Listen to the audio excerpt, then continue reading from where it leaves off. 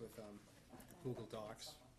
What a complicated software program that is. I still have to use my computer. I have a hard time using the app. Yeah. The Google, yeah.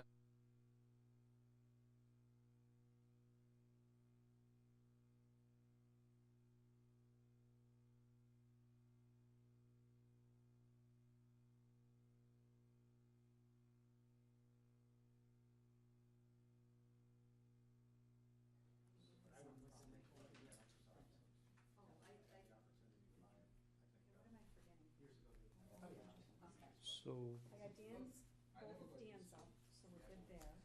we're going to start the meeting. Divya's gonna be 15 minutes late, so I'll make that announcement to him. Officially going to start the meeting now. It's 6:47, if that clock's right. Welcome to the Tuesday, November 14th edition of the Finance Committee meeting. We have a few items on our agenda, but first person I'd like to call up here would be Dan Leary, who is going to be presenting to us the Massachusetts Innovation Works Osgood Landing Economics. It's a broad general term for what's going on there.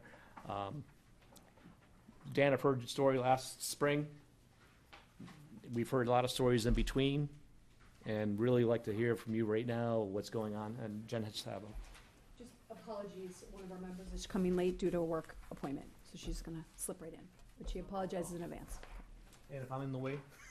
Oh, and I'm your clicker, so you just tell me which one you want up. I have both of them available for you. Again, welcome, Dan.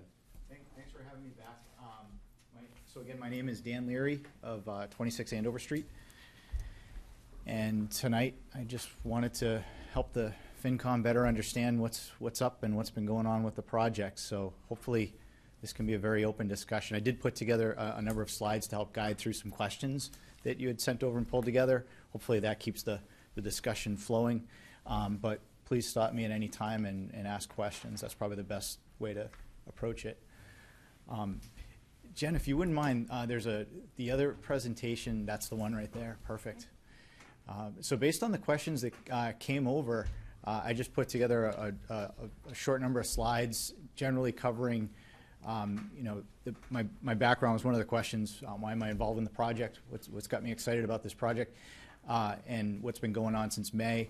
The costs to the town from having this in town, the revenue opportunity, the timeline, the growth that we'd anticipate, how the project would be capitalized, and our hurdles and next steps.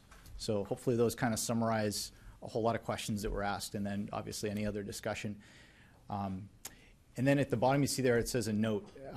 Through the process, what we learned is that there's been just tons and tons of questions from town departments, citizens, vendors, all sorts of people asking questions, and we wanted to put together a document that could be found in one place where anybody could access it, and we called it the deck. It's a database of all the work we've put together at sort of a high level. Some of it has a lot of details and references to other documents. But the deck has been, Rev 4 has been presented to the planning board, so if we have to reference anything, we'll probably shoot over to that presentation later. And guys, hi Joe. The deck, I'll rename it back since you referenced it that way. It's already in our Google Drive under FinCom as well, okay? Great. All right. Excellent. So yeah, if we could go to the Next slide. next slide, please. So again, my name's Dan Leary. I think some of you know me, but I grew up here in town, class of '95, the high school. Went off to study agricultural and biological engineering because I think farming is awesome, and grew up doing that here in town. And at some point decided that the Army was awesome too. Just sort of jumped in, joined the Army, and spent some time seeing the world and doing some really interesting things. And then came back to town and decided that my calling was to be an entrepreneur. I like starting businesses and running businesses, and I've been doing that for the last 12 years or so. Started a few businesses in town in the solar and the energy industry, and so it's very exciting. I've had the opportunity to work with the Goldsteins, actually, who are the owners of 1600, since 2007, when together we built the largest solar project in the state on the roof of what had, as Lucent was leaving, they had purchased it and started the redevelopment. So I've been working with them on various projects ever since. Most recently, the one that we finished up last year was the 6 megawatt solar project that now is actually supplying all the town municipal meters all of their energy. So through a net metering credit agreement, through work with the utilities, the town's able to get all its power for all the power that's in here, all the meters for the schools, for the public buildings, the lights, water pumping station, water treatment facility, all that stuff is actually, all the electricity for that's made at Osgood Landing out in the parking lot, and the town gets to buy it at a 15% discount for the next 25 years. So been doing some fun projects since then, and sort of got involved in this project as the owner said, hey, we want to look at a higher and better use for a property that's been a little bit disappointing for the last 10 years, pretty underdeveloped. So that's how I sort of came involved in this. The last time I was in front of you, I was an unpaid consultant. I had worked with them, like I'd said, but I got involved with it just because I think this is probably the opportunity for North Andover, probably the biggest development opportunity I can envision for the next couple of decades anyways. I'm not sure what could be any bigger than this. Maybe Amazon, now that I said that. But we're pursuing that as well. But this time I'm coming back to you as a consultant, so I'm paid by the project, just to be clear, because we had a whole lot of work to do, and we've been very busy. So since May, the project has been, we didn't pass the zoning. We needed 66% of town meeting to pass the zoning. I assume everybody's kind of familiar with what happened, but we got 59% of the vote at town meeting. It probably, I think, was the second largest town meeting on record. So that kind of gave us a clear message that the town was interested in hearing more about this, and we got a very clear message that you need to do some more work and prove to us this project's ready. So that's what we did. We spent the summer and the fall actually working we built a tremendous development team. We went around the world, pulled in experts.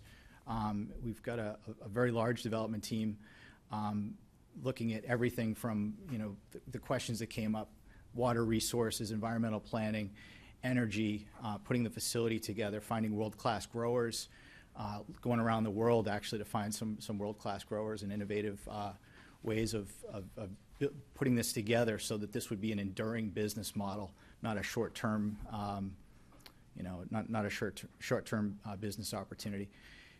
And then we had the opportunity to come back in front of the planning board and start to present and walk through this with them. So the planning board is the gatekeeper. Since we did not pass the town meeting article, the planning board has the option of allowing the project to come back to a future town meeting within 2 years. So as part of that process, we decided, well, I should say the planning board decided, they said, we'd like to hear more about what you want to do. And Chairman John Simons said, let's look at this as the Goldilocks approach. We want to know enough about what you want to do there, but not too much and not too little. So the Goldilocks approach. So that's really what we've put together between August and kind of the end of October, which is summarized in that document called the deck. It's 360-degree view of everything that we think relates to zoning, health, welfare, protection of the community, and what we want to do with the business model. And since we've sort of wrapped that up, in fact, I think it was the beginning of October, we said, okay, do you have any further questions? Because they asked a lot of questions and we answered every one of them. We said, do you have any further questions? And they said, no, I think you've answered them for now. And I'll just say that process with the planning board was incredible, because I know not every planning board member likes the idea of having a cannabis manufacturing facility in the town, and that's their personal, decision. But as a board, the questions that were raised, the thoughtfulness about how the community is going to be impacted by this was incredible, and we did it in a few months, few months, and it was really good, and it teed us up for what was happening next, which is the development of a comprehensive bylaw, which is going to, deal with how to zone for marijuana and license marijuana in North Andover. As you know, this wasn't our idea. The voters last November voted to legalize marijuana for adult use, and it had been legalized since 2012 for medical use. So now the town gets to figure out how they want to approach this, not just for our project, for this project, but town-wide. So that's happening now. So there's, right now where we're at currently is, and I missed one point, is that while all this is going on, we've also continued with the Osgood, with the Massachusetts Innovation Works, with the licensing, state licensing, so that when the town is ready, the commercial operation is licensed to do what we're trying to do. So that's proceeding well, and at this point, I'm happy to say that we've gone as far as we can with the state. Now we're just waiting for the town, and some work with some other towns. So that's good. So Dan, would that be the third box on page 47? Yes, Okay. exactly. That's Karen. That's a That's where you are. DPH licensing. Yeah, all right, that is as far as you can go because you don't have the site nailed just yet. Exactly. So Okay. 2 weeks ago, we received our, what's called the invitation to siting profile for this town, for this facility that we proposed. And once we have the next steps with the town, we'll be able to proceed with that. And as well as working on retail sites in other towns to dispense for the medical dispensary. So you're not done with the third step, you're waiting on the town to finish the third step, which is the sitting profile? Siting profile, exactly. Siting profile. Yes, Jesus. that's quite all right. Okay. Yep, and we'll talk about that a little bit more in the That's fine. presentation, exactly. Can I ask you a question? So while all that's going on, we had great success with the planning board and decided that this project's going to happen. It's a kind of a question of when. We believe the town's going to support it. My job was to get every question answered, so that if you don't support this, there's a real fundamental reason maybe why you don't support it. But we answered all the questions. So we went off and we hired an architect and an engineering team that's designed and built over 300 of these types of facilities, well over 1 million square feet around the U.S. We hired an engineer that is an expert in cannabis cultivation, indoor cultivation. Specifically, he's one of the known experts in the U.S. for odor control, for example, which is one of the nuisances that has to be dealt with. So we've put together a design to deal with that. But we didn't go out and look for just the local people that could design a mechanical system for a big building. We went and found the people that have done this before and learned their lessons elsewhere over the last decade. And what we're doing with the town now is what's called a peer review. So as the project starts to come in for permitting, what's commonly done is what's called a peer review. Either the town or the applicant hires an independent engineer that just reports to the town and tells the town, hey, this is we've looked through their designs, these are our questions, this is what they're addressing, these are outstanding concerns about it. So that's an important step in this, and that's an indication that things are progressing well with the town, with the town management offices, because there's a lot of due diligence required, and there's no better time than yesterday to start that. We've also been doing a lot of community outreach. We will come and meet with anybody at any time to talk about this project. There's a lot of people in town, whether they're for it or not sure yet or against it, that just we'd like to have for them to have the facts and understand what the intent of it is. There's been still a tremendous amount of business development. We're trying to still fill, there's a big cultivation aspect of it, but there's still a big innovation center aspect of it. And we're trying to recruit dozens of companies to come into the building with a like-minded approach to how to innovate the cannabinoids and get ready for the coming cannabinoid revolution that we see, and as well as just general business planning. So we've been very, very busy. And you can go to the next slide unless there's other questions.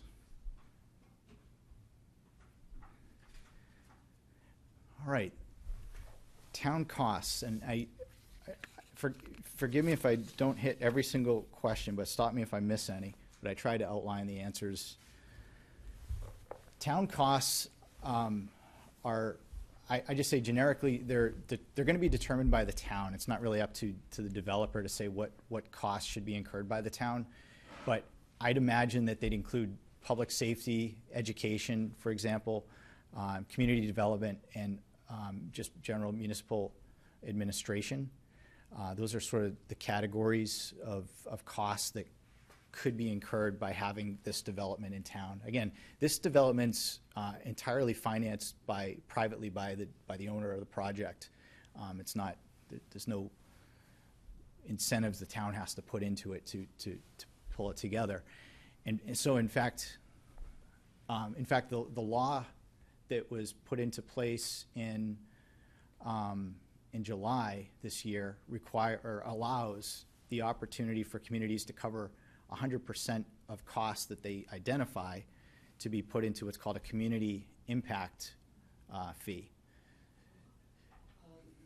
The Greater Lawrence Sanitary district? Sanitary District. There'll be a certain amount of discharge into that. I know it's not processed water or cultivation water. I think it's just sewage. Mm-hmm.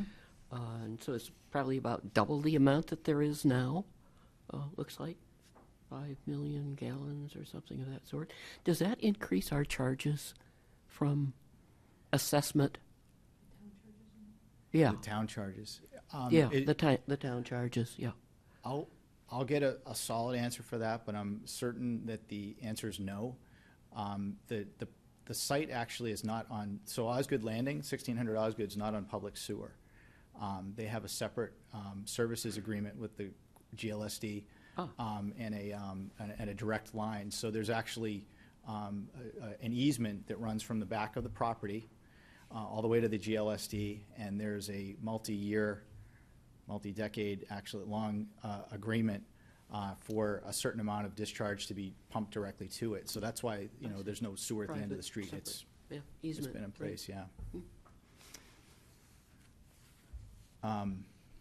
So the intent with the community impact fee is to, if are there going to have to be more police officers, firemen, teacher, like who, education, like if anything else has to be incurred by the town, the impact fee is the state's answer to that, is that can be set up and negotiated. Have any towns implemented this or tried to exercise this impact fee yet? I'll cover that actually a little bit more in the next slide, but the short of it is a broader term is called the host community agreement. I was gonna ask, is this the same? Yeah, Okay. and The so communi- and yes. a community impact fee is a component of the host community agreement, which has been in place for years in different areas, and yeah, I'll talk about that in a second under So revenue. that's what's being negotiated now. Yes. Yeah, okay. Yeah, So exactly. I'm not gonna talk about that much, I don't think. So we believe in the last statement, there's no impact on the town enterprise accounts, utilities or infrastructure. Yes, Osgood Landing uses public water, for example, potable water from the lake for drinking, and for any other potable requirements. But for cultivation, this is now going to use a lot of water at the facility. We've spent a big chunk of our due diligence in water. So one of the most amazing things about this project is that all the water for cultivation is going to come from on-site sources. There's going to be rainwater collection. We have on-site wells, which are going to be the backup. So rainwater is the primary. On-site wells are going to be backup. The on-site wells alone have they've been there since Western Electric. Lucent in its peak was using about 2 million. They had their capacity to pump up to 2 million gallons a day of water from wells underneath because where it sits over the aquifer adjacent to the river, and they use that for processed water. So we're able to reuse a lot of that infrastructure. In fact, we went back and one did the calculations and proved exactly how much water we're going to use, how much, per square foot the plants use in this type of growing environment. Second, we went back and looked at how much we can recycle, because almost 75 to 80% of the water that we're going to put into it gets recycled because it's a closed loop system. So at the end of the day, we're going to use about 35,000 gallons of water every day that's going to be new coming in. If you see a milk truck going down the highway, that's about 7,000 gallons of milk in it. So this is like the equivalent of 4 milk trucks. They're going to be new water when the thing's at full scale. And by extensive testing of the wells, we proved, in fact, proved through stress testing that we would not be draining any other aquifers other than what's immediately underneath the property. So there's no impact on Lake Echickawick or any of the surrounding streams or anything that flow from it. So. Lucent at its peak had capacity for 2 million incoming gallons a day. What was their actual utilization? Where did they top out? The We don't capacity was actually 2 know. million. Were they doing Yeah. 20 milk trucks, 2 milk trucks? Oh, how much were they actually using on Yeah, it? if the capacity was 2 million. As what would I actually understand use? it, the processing in its peak was doing 1 million of that. That Mm. was actually, so the wells you could draw 2 million gallons, so there was 5 wells, and that's what they were rated for through EPA and permitting. The actual processing that was coming in that they needed at the peak could do 1 million. So I would say it's somewhere under 1 million is probably what they actually used when they needed it. But what they actually used, I don't know that anybody ever has records of that. Okay. But it's a pretty elaborate industrial infrastructure that they have down there. It's still there. And so I don't know if there's any other questions on infrastructure. What about traffic infrastructure? Just road usage. I saw in the presentation that the manufactured product would be taken out in cargo vans, so it's not big trucks or, has there been any traffic studies on what kind of traffic utilization there would be that might affect the roadways? Need for new stoplights, that kind of stuff to control? Yeah, the infrastructure that's there handled 12,000 people in its peak and a whole lot of trucks. And Right. currently there's a trucking school, there's a whole lot of trucks coming in and out. This operation frankly scales that all back Okay. and In lightens terms of it up. I people mean, and for commuters. for the amount of business that's gonna happen there, the impact from circulation and everything is gonna decrease. And And I'm thinking about energy Mm. because of the late power outage that we had here and in other places. So at full capacity, which would be the 1 million square feet of cultivation space, I guess, full capacity, you would be drawing about 30 megawatts yes. of electricity. In your presentation, you mentioned that back in the 2000s, the peak usage was about 22 Mhm. Megawatts. I am concerned about the strain on our grid here of usage of power in that magnitude. Mhm. I see that you are thinking about, I guess you've got the full requirement at the Ward Hill substation. Right. But, I mean, I'm going to just point out this particular fact because it affected where I live. Edgewood was completely out of power for several days and had to use backup generators, but we can't run the entire place on just the backup generators. So, and frequently over the last 10 years, I would say, 6 years, I would have to say, we've had 2 other power outages there, also on October storms.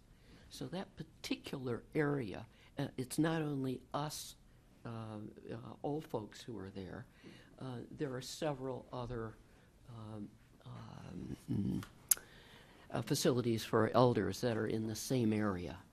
So I have to say, what can you do to help us or that end of town or whatever parts of the town get affected when we all, have a problem like we did a couple of weeks ago? Well, I can give you the 1-800 number to National Grid. So this project, and we'll look at this a little bit more when we talk about the capital structure of the project. It's most of it's an indoor growing facility. There's the innovation center. The energy intensive part's the indoor growing facility. There's a lot of lighting, mechanical requirements, keeping the conditions just right to do the pharmaceutical grade cultivation that's going to happen there. That makes this kind of like an energy project. Yes. This is a big energy project. The lighting is just absolutely amazing that it takes that much of Yeah. your pie. Yeah, so working with the utility and planning is critical. And what I can say is because of the infrastructure that's here, so this is one of the reasons why this is like one of the only properties where you can do something like this, because it actually has the infrastructure. So so going back to your comment, in the peak of Lucent, late 90s, early 2000, it would draw 22 megawatts. It actually has its own dedicated substation that's designed for 50 megawatts. And that 50 megawatt substation is designed as part of an area network with the Wheeler Brader plant, with the Ward Hill substation. And okay, I see you start me on an energy question. I could talk energy all night, but I promise I won't do that. But the short of the discussion is that in working with National Grid on a project like this, it's a big energy consumer and it's an energy asset to the grid. Because of the way that we're structuring it, doing management, and proposing to do on-site generation through combined heat and power. So this, at the end of the day, this may not be a draw whatsoever to the grid. We may not be drawing energy from the grid. We might actually be feeding energy back into the grid through what's called combined heat and power. But in doing so, we create a buffer that helps manage events that happen on the grid. Because it's not just outages when you get big windstorms or snowstorms in October that messes everything up.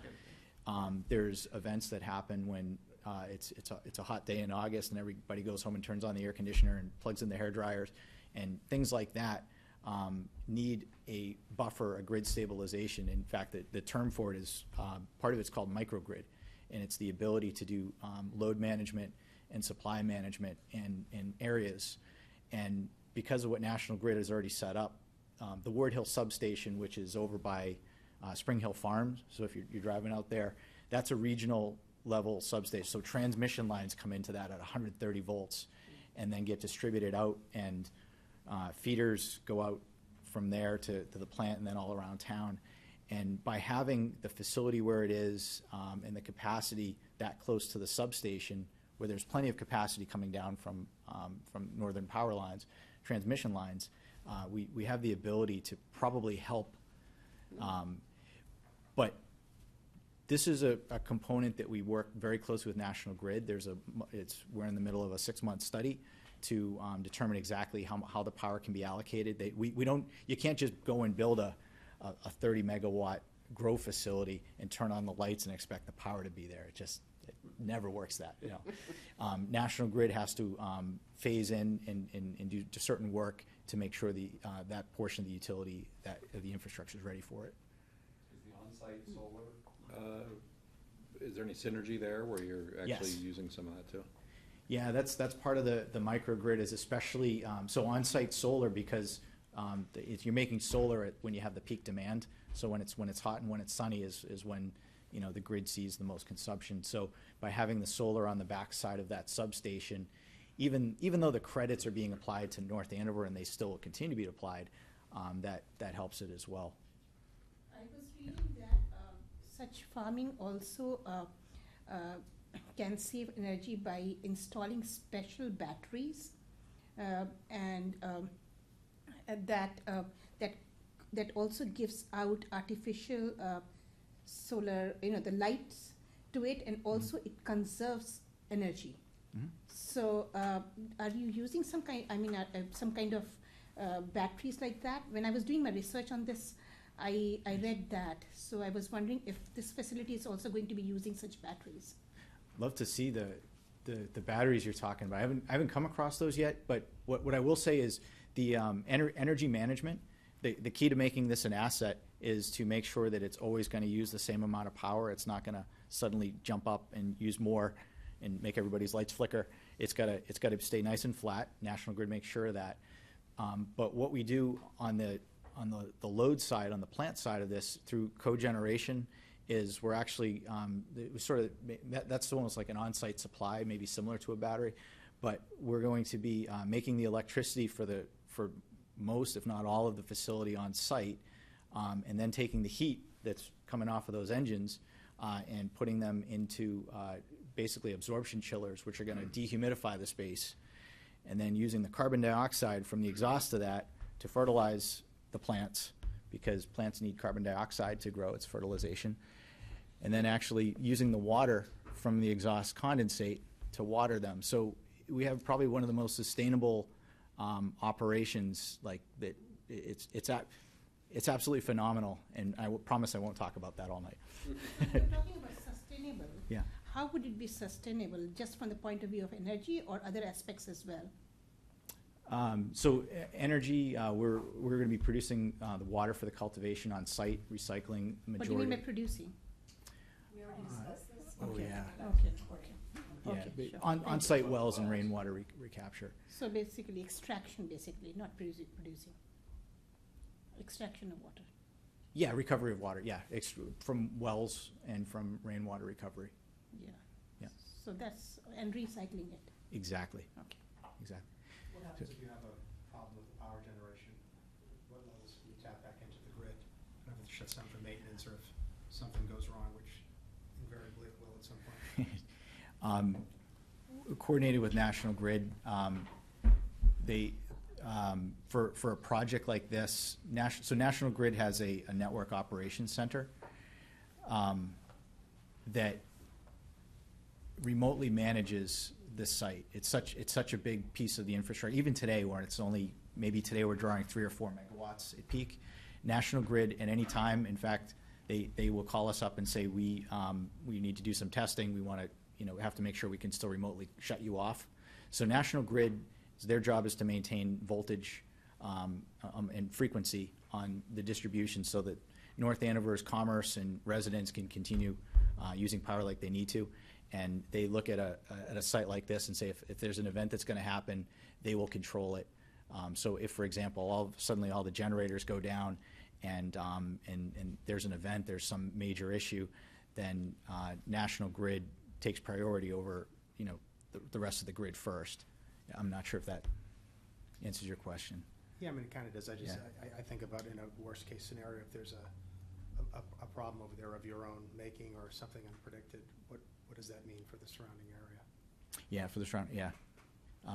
But it's, that's part of the study that National Grid's doing now is they look at that. They have to make sure, there's so many, there's actually, I think, like for the solar project, there's 9 ways National Grid can shut off the solar project in case there's ever an event, so it doesn't impact any of the surrounding infrastructure. Yeah, it's. So basically, all of your generators, you're going to have generators on site, they essentially become part of the National Grid. National Grid manages those essentially when it They comes can to shut how it- it yeah, they can balances across Yeah. the entire grid. Yeah, we own it and operate it and do what needs to, but it's very carefully coordinated with National Grid through their operations center. Yeah. Great. Okay, maybe we can go to the fun slide. Money. Town revenue. I guess so. As we discussed, we're in a negotiation now with the town of North Andover, specifically with the town manager's office, and a lot of this is confidential, and I can't get into the details of it tonight. But it is, I think, I spoke with the town manager because I wanted to make sure that we could put enough information out that it kind of satisfied, everybody was comfortable with where this is going, even though the details aren't hashed out. So in a traditional 1,000,000 square foot manufacturer, this is an important part of understanding the economics of this project, is to first start and look at a baseline. If you had, and you probably know these better than I do, you have a commercial operation that wants to come to North Andover. Maybe they're 1,000,000 square foot, maybe they're a 250,000 square foot facility, which would be awesome to pull in a business like that to North Andover. What the town of North Andover, the Economic Development Office, would get to put together a package to incentivize a company, especially a manufacturer that's bringing the manufacturing jobs to the town. As an example, you know, I don't know if you've seen Schneider Electric's new facility in Andover. It's incredible. It's the most beautiful facility, and it was a very sad day a few years ago when we lost them. And what Andover had to do to get them to come back to a property that they already owned. You know, towns trying to attract a 1,000,000 square foot traditional manufacturer or a traditional space like this have to put together an incredible package, as we've seen, and that's just the typical. Then there's the atypical. Somebody needs a 50,000 square foot, 50,000 employees, and you know the types of things that we have to do to attract great innovation, and the types of jobs that we want to have, and economic development generally doesn't come with revenue, is my point. Or it's a while before the revenue starts to show up, direct revenue. So that's sort of the baseline that I like to think of this. In May, there was a proposal that was put into the article at town meeting, and it was for $2.20 a square foot by the developer.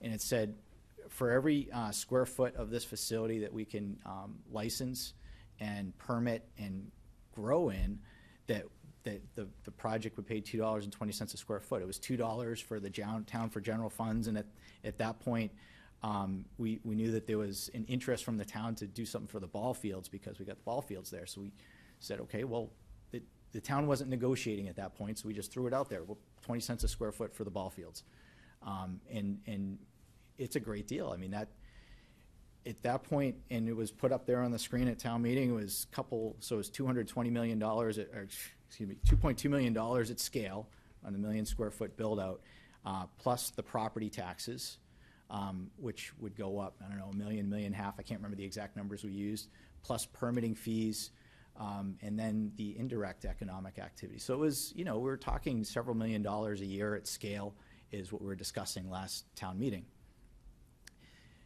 So what's changed since May? The law changed. On July 1st, the new statute was put out that covers the adult use. So the state's come up with a new statute, and they're yet to publish, but soon will publish new regulations about what a host community agreement can do for between what's called a marijuana establishment, which is the general name for licenses under the new statute, and you know, the host community. For example, what the statute says is that new deals that go together can only last 5 years, so the economic impact fee has a limit of 5 years on it. It can only be used for costs, I'm going to paraphrase, so hopefully I get this close, for costs that are related to a town to sort of have this facility in their town. So public services, for example, like we talked about. So you can't, a town couldn't go and say, hey, we want to have a host community impact fee of $5 million because we want to put up a new ball field. That can't happen under the new law. The law is very explicit about that. It has a cap on it for revenue based on, you know, typically is for retail sites.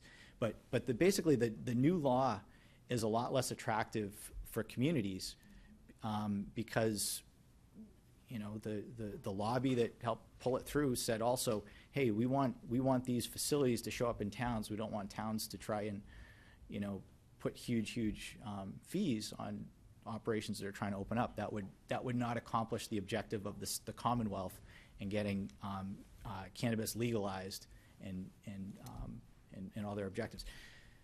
So that being said, that's kind of the bad news, is that the deal that was on the table back at town meeting cannot legally happen anymore. I guess the good news is, I would call it non-traditional ways of trying to put this together. Our intent is to put together, maybe a little bit more creatively, the same economic deal for the town that was available at the last town meeting through different ways of looking at it. And not just that same economic deal, but something that's probably a lot more attractive, something that includes predictable and stable revenue. So a few examples we give up there are, so the key elements of what I'll call the framework, because I can't get into the details of it, but there's a number of components. There's what's called the community impact fee. We've already discussed that. That's a component that has to be set aside for just managing costs that are incurred by the town that have to be documented, are auditable, and it's the number that it is. But then we have another thing we can look at, which is a structured revenue. As we've kind of pointed out, this is a massive capital project. There's a lot of energy infrastructure. And much like we did with the solar project, you can use a payment in lieu of tax or a pilot as a way to basically capitalize a big project and put it into a long-term stream of revenue for a community. So that's something that's being considered. And as an example, not just for, really in two ways. One would be for all the infrastructure that's going to be needed to grow the cannabis. The lights, for example, are one of the biggest costs. We'll see that in a minute. The growing systems, so if all that was lumped together and put into in lieu of paying regular property taxes, we structure it so it becomes a guaranteed and steady and levelized stream of revenues for the town. But another one might be for the cogeneration plant. So the cogeneration is commonly, power producing facilities like cogeneration and solar commonly have pilots associated with them. So that's something that is being considered as part of the framework. The nice thing about those is that there's opportunity with the town to sort of make them more predictable from a timing perspective. So one is that a pilot is typically something like it's a 5-year pilot or it's a 10-year pilot or whatever, but it also has a start date and triggered by certain things. And that's as opposed to taking on the market risk. So one of the big reasons for looking at these structured revenue deals is so the town doesn't have to take on the market risk of the cannabis industry in Massachusetts, because it's early. It's a risk the developer wants to take because we've done our analysis and it makes sense, but the town doesn't have to take that risk. The town, I think the town would like to see steady, levelized revenues at those levels we were kind of talking about. So in addition to pilot and that sort of levelized streams is the underlying real estate. Today the real estate tax on that property is, I think, it's around $350,000 a year.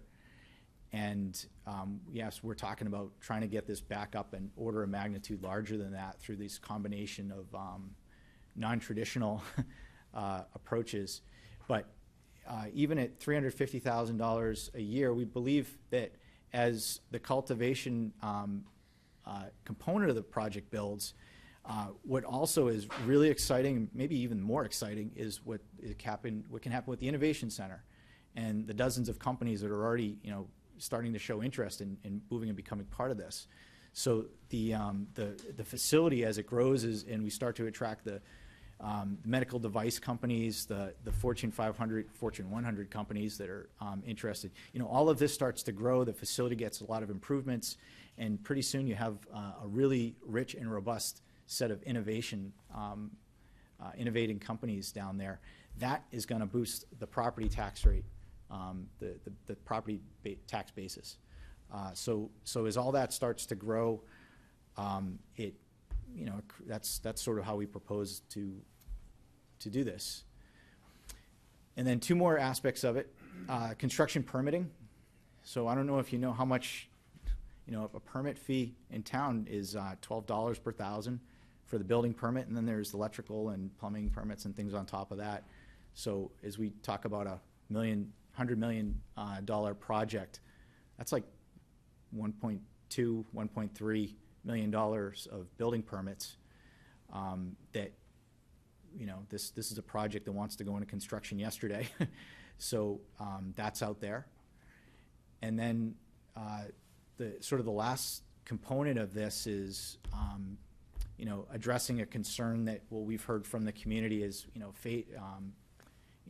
how do you get there? There's nothing growing in there right now, and you want to get this to 1 million square feet. How do you get there? This maybe is more geared towards the planning board and other, and the host community agreement, but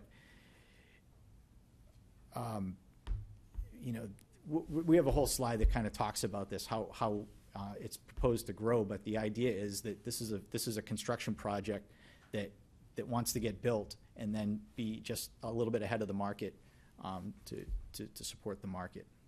We'll talk about that more later. So is this last bullet here a form of revenue, or is that's just the process of getting these other revenues in play? I guess honestly, it's a potential restriction. So understanding how it could be phased. So if there's a proposed phasing to it by the town, that could be a restriction on revenues that could be coming into the town. But it's a. Let me just go back to the bullets. Community impact fee, if I heard you correctly, by state law, there's max 5 years on that, right? Okay. The structured revenue pilot, I heard you say end and a start and an end date. And what would you estimate that to be, or you can't talk about that? Oh, I've got a whole slide about that. Okay. But okay, yeah, that's good. yeah. The construction permitting, got it. Actually, Liz and I, as part of the Revenue Fixed Costs Committee, we've heard about this and how you can't really plan for these huge, great bumps, but they're one-offs. And okay, I stopped you. Regulatory risk. And the regulatory risks. We're in this phase between the time the law was enacted and regulations have been promulgated. So regulations for this law are going to be promulgated in March 15th. That's the date the law says the regulations have to be out. We'll probably see, we will see a draft regulations well in advance, maybe January. I think town manager said last night, maybe even as early as December, we might just understand what the regulations are going to look like, because that impacts a lot of what we're talking about. But the risk in all of this is that we're in this period, along with a lot of other communities that sort of did get deals grandfathered, that you're kind of, on one hand, you've got a great opportunity that you can't get anymore, and so we're trying to think creatively about how to keep that going. But then we're going to know for certain what the rules are for the next opportunity. And I guess I'll say this about it: there's inherent risk in not getting a deal pulled together that the town wants to get pulled together now. And the risk is that once the new regulations come out, that deal may not be allowed in the future. It's just not known. It's an unknown. So that's why I put in there regulatory risk. We're just in this period in history between the law being enacted and the regulations coming out where maybe you can do stuff and maybe you can't, but we're going to know for sure later. So are you saying that if we do our pilot agreement or whatever, not pilot agreement, but our host community agreement, now it will be grandfathered? Anything we agree to would not be subject to the regulations? Did I hear that right? I wouldn't be so bold as to say that. Okay, so you don't know. That's what's All on right. a lot of people's minds. Okay. We've had the opportunity to sit with, I've had the opportunity to, so the Cannabis Control Commission consists of 5 commissioners that were just appointed at the beginning of 2 months ago. They're charged with putting the regulations together. I had the opportunity, myself and the owner of the project sat with 4 or 5 of them and talked about this and said, when you're trying to work with a town and trying to put a deal together with the town that they're comfortable with, that we're comfortable with, having unknown regulations, everybody's disappointed we can't do the deal that we thought we could do before now under the new law. Yeah. But when we're going into the regulations, and we're gonna know a little bit more, so we brought this to their attention and said, we're not the only community in this position. And yes, there are other communities that did put together host community deals, and it's widely believed that their deals would be grandfathered. But this is really a question. This is sort of the town leadership's The role talks With are- reg- to consider the risks. talks are in progress regarding making the retail facility mandatory at these sites. Do you think so it's going to go through? I didn't understand the question. I'm sorry. The retail part Right, that yeah, yeah, we don't want it here, right? right.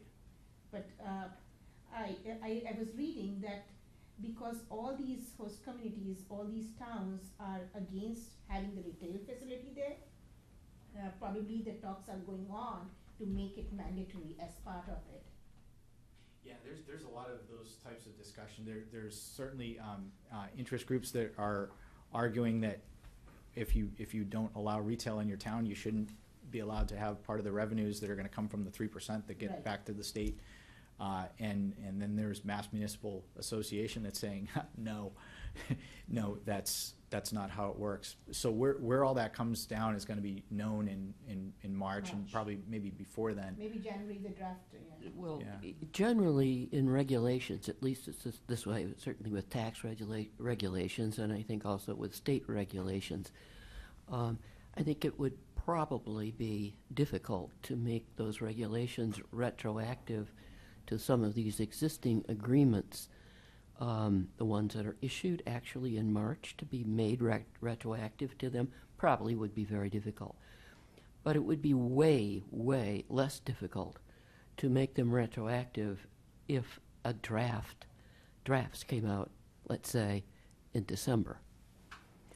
So they pick a draft time, and if the drafts are anywhere near what the final regulations look like, you're in that really danger area for retroactive application to whatever it is that you did.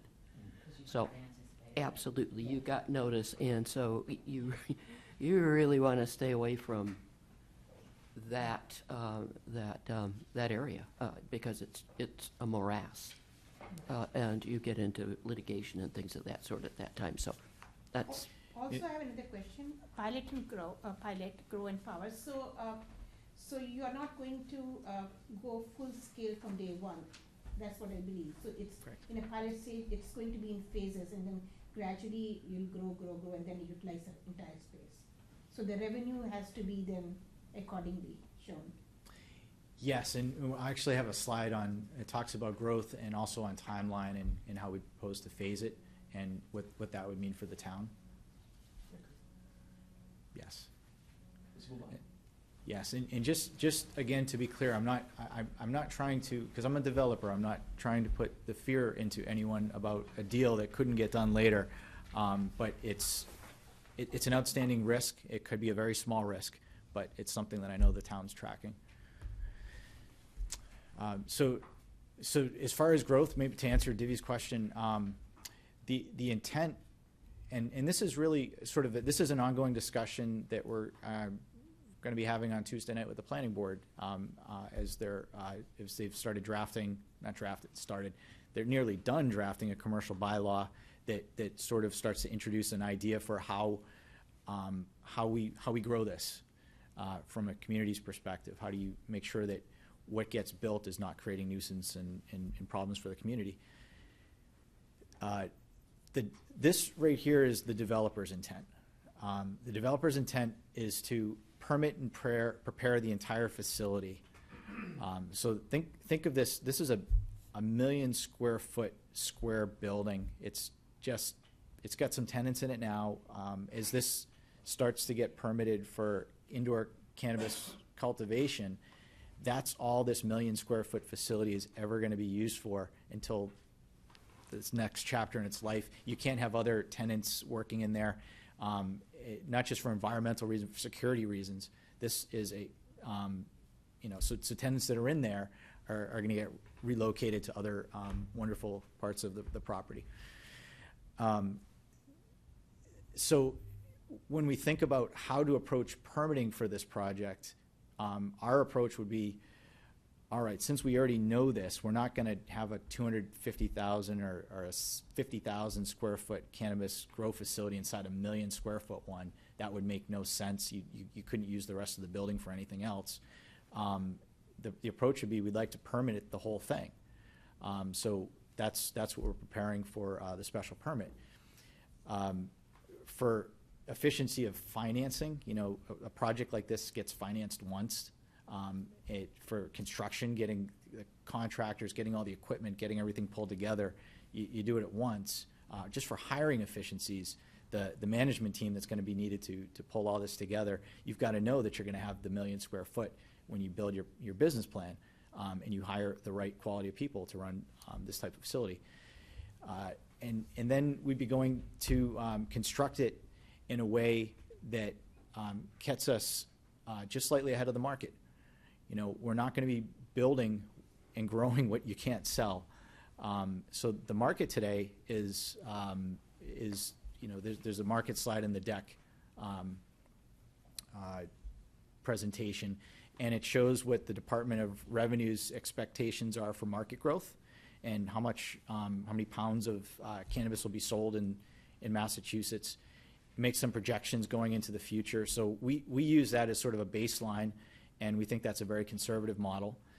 Our models lead us to believe that it makes sense to that it's only going to be a couple of years. It's going to be a year or 2 years before anything that can be grown in that facility can be sold to the legal market. So our approach would be to construct it. Now, Market being supplied now. Where are you going to? Who are you? How are you going? Who are you displacing? Besides the market growing, and you'll get some piece of a bigger pie. Well, there's 2 markets now. Today there's a medical market where it's a vertically integrated market. What you grow, you've got to sell in one of your own retail outlets, and that's how this project starts. Without getting into a lot of details, we start as a medical dispensary, and selling it at retail locations that we own elsewhere outside of North Andover. And then the second part is the illicit market. Right now, it's an illegal market. You can't sell adult use cannabis in Massachusetts right now. It's expected that that's going to start in July. And say recreational versus medical, you're saying that just for public sake? So Yeah. at this point, you cannot sell recreational marijuana or medical marijuana? You just said- Recreational. Thank you. I'm sorry. Yeah, and the state law calls it adult use. I understand, So but for the recreational. public, Yeah, they yeah, won't yeah. understand. Thank you. Thank you. I'm glad you said that. I didn't even think of that. So, yeah. So, I guess this is an important thing to maybe just not to digress on marijuana, because it's an odd topic. Many of you probably voted against marijuana on question 4. I voted against it. I didn't think we were ready for it yet. Marijuana is here. The voters in the Commonwealth wanted it. It's legal, and it's and starting in July, it's going to be sold to the public. Some of the key objectives of the state in this are to make sure that the supply of cannabis, which is currently being done for recreational through the black market with uncontrolled, undocumented product that contains, it's unregulated, could have pesticides, could have heavy metals, it could be laced with things that it shouldn't be laced with, to take all of that illicit problem market that exists out there and convert that to a legal market, into a legal framework. This is what we're talking about now. And there's some great studies and reports that everybody should read in town, coming out of Colorado, coming out of Canada. Contrary, because this is one of the most important things that people have to understand. Just because there's going to be a whole lot of legal recreational cannabis in Massachusetts doesn't mean there's a whole lot of new people using it. What the Colorado findings were is that the amount of adult users using it before and after legalization didn't substantially change. And there's a whole lot more. I won't get into all those details. Now, there's some big issues with certain segments of the market that would use this for adult use, even when it's legal, and that has to be addressed by state, by local, by our families. But what we're talking about is really the conversion from an illicit, illegal black market industry into one that is now legal and will be done somewhere, whether it be at Osgood Landing or in the Lowells and Mills in Lawrence or wherever it's going to be done. I just want to clarify that. Do you think that the illegal competition is going to go away, or might they cut their prices with the legal competition? I mean, what do you guys anticipate happens? I imagine you've got that big infrastructure that has to be factored into your pricing. I don't know. I'm guessing your product's going to be priced pretty premium. So we go into the production. So to be transparent, I have not grown cannabis in my life. We have members on our team that are and are worldwide experts. Our chief horticulturalist comes from Holland, where he is one of probably 3. When he was the first, he was the only one in the world that had what's called a good manufacturing process certified pharmaceutical grade cannabis operation in Holland. Holland, where they have extremely high electricity, they have no sunlight, they have, it's the hardest place to grow stuff, yet they're the best people in the world at growing stuff indoors. And it's because of their research and development and technology that they deploy. So we're taking that approach, the Dutch approach to growing, which allows us to bypass the cost of goods sold of the illicit market of people growing in their basements and wherever they've been growing it illegally, and by doing it at scale and doing it in very controlled conditions with a high level of automation.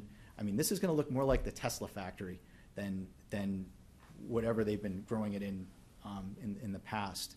So going in with automation and especially energy, which is after labor is the second largest cost of it, going in expecting that in 3 or 4 years, the price that initially was here is certainly down here. That's what we've seen in other states. That's what the state's expecting. Can you just sell in Massachusetts? So I should probably know this, or can you Yes. sell nationally? So you're restricted? Only Massachusetts today under this law. Crossing state lines, nobody can cross state lines because at the federal level it's not. Absolutely not. Yeah, so nobody can sell between states because Jeff Sessions. Because Jeff.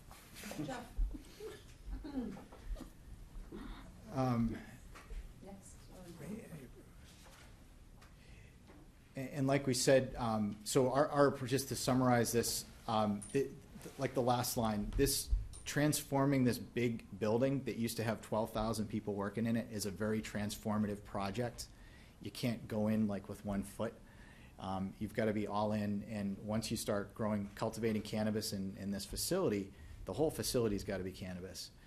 That being said, working with the planning board, who's ultimately the special permit granting authority, to make sure that when they say there's going to be no nuisances to town, it's not going to be a safety issue, there's not going to be a traffic issue, we're going to be protecting our stormwater, protecting the environmental aspects of the town. This is not going to impact the lake in any way whatsoever. All of that stuff is strictly regulated by the town, and you know, I'd imagine that as this sort of scales up, that's all going to be looked at very carefully, and furthermore, annually by law. You know, it's a very closely, it's very highly regulated. I have a question. Does the,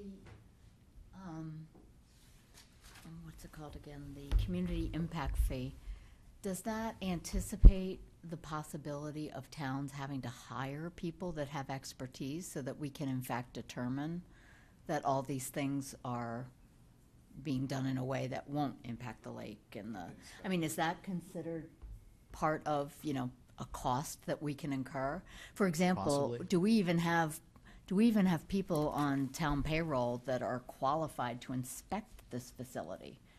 You know, to go in and say, yeah, the electric looks good. I mean, and I'm not disparaging the people that work. Somebody before, and the only question I have following up, because the town does hire somebody, does, Peer reviews. yes, peer Yeah, reviews. that was peer reviews, yeah. How is that different Okay. from So- what? so- Right, but the question is, who pays for the peer reviewer? So Right. does the town pay for the peer reviewer? Because I didn't ask that when you were talking. No. You guys- We, You so don't in this pay case, for I it. got the The town impression gets to that was hire. you. yes. Yeah. We Yeah, we they hire the pay, peer. but the town hires. Oh, okay, the town hires, all right. Yeah, well, and Or- more specifically, From just, objective. yeah, just to be clear, so we actually, the town asked us to hire the peer review, Yes. and the peer review independently reports to the town. Okay, Makes contracting a little simpler. to stay. Yeah, that's typically The done. town's best. Okay. Yeah, so as far as ongoing monitoring, sure, yeah, there's a Board of Health, and they're tracking this and looking at all these considerations. There could be consultants there, Yeah, I mean, additional, you know, these are the need costs to of the town. hire will- additional people, because the work, you know, it's gonna change significantly the workload of some departments. And I think at the state level, that was the issue too. The state wasn't totally ready for this, so the state had to staff up just as much. So again, it's all covered by the community impact, AKA hosting agreement. and the hosting agreement. Okay. And it's 5 years, but, you know, that's seems like a short, but it's also a long-term idea, when you have a revenue stream that you can count on, that, Right, but you he's can- also saying there's gonna be atypical creative ways to have a longer term I'm with stream, you. right, You so, can't share that with me. yeah. But I- does that pilot period count towards that? What, to the 5 5-year? No, No, that's part of the negotiation right now. Yeah, because pilot should be separate from the actual. it is. Yeah, exactly. This is, can you imagine if, so we just put out this really great response to the RFP to try and pull Amazon in. What an awesome, it was really well done with the community. We worked hard with Economic Development Officer to do it. And or the project. So I personally helped get some information into so they could better understand what infrastructure and resources the site had. But we, you know, in this case, there wasn't, Amazon's not looking, we're not asking Amazon to come up with, you know, how are you going to help us deal with our roads and everything over 10 years while you ramp up this new location. You know, we're not going to do pilots and things like that. In this case, there's actually, the state has set up a framework that a developer can, we're trying to get creative in how to put the revenue into the town. That's this very unique opportunity. I guess that's the most important thing I need to explain to the Finance Committee tonight. This is very rare that this type of thing comes into the state, and it's just a rare period in time, I think, where a project of this magnitude can bring such economic opportunity to a community. I get, absolutely do get it. You know, we're not giving you anything, you're giving us something. Which is Which opposite of what which normally is happens. really A Yeah. little bit abnormal. So, yeah, I don't wanna. I know. So I Okay. need some clarification here. Do they need to have a market before they do the cultivation, or do they need to, after they cultivate, they have to sell it? And if they're not able to sell it, are they going to destroy it? So what is the regulation here? So anything that gets, so there's licenses. The state has 5 licenses. And you can either be a cultivator and a manufacturer. Those are 2 licenses that we would be doing in this facility. You can be an independent testing laboratory where you're, independently, you have to make sure that the products are safe and meet certain thresholds. Then there's a retail license. Anything that's going to be sold to the public has to be done through a licensed retailer, which in our model, in the long term, in the short term, we're an integrated dispensary model, selling in other towns at 3 dispensaries. But in the long term, we're trying to be a wholesaler. The objective of this model is to be excellence in wholesale cultivation, innovation, and processing. In fact, most of what will be grown out of this in the future is not going to come out probably as green leaves. It's going to come out as extracted oils, cannabinoids, and ideally pharmaceutical grade compounds that go off to other industries. So where they get sold is very important. But in the initial years, it will go to licensed retailers, and that's the only place where it can go under this license. In fact, every little tiny piece of green cannabis that goes through this facility gets tracked, like the size of a Cheerio and larger gets tracked. It's called seed to sale, and it's known by the state from the day it shows up in the facility to the day it gets sold to a consumer. So that's what my question was, that it has to go to the licensed retailer, right? Yes. So do they have to have that market before they cultivate a fixed market, or they have to, after the production, they have to go to these retailers? And if they don't have these retailers, then they have to destroy the production that they have. Yeah, The so produce, I mean. it's a business risk. There's 2 major business risks here. One is to anticipate supply and demand in the market. Right. And again, the big thing about the revenue framework that we've put together takes that risk off of the town and puts it on the developer in ways that I hopefully will know more about soon. But the second one is that the regulations that might describe some of those ramping up periods in the Commonwealth are not yet known. We don't anticipate them based on our discussions with the state, but we think it's what we understand. In every other state, there's been a huge constraint on supply, on cultivated product that gets sold. So we think Massachusetts is going to follow the same model, and as fast as we can get it grown, we believe that there's going to be a market for it, a legal market for it. Shall we move on? Can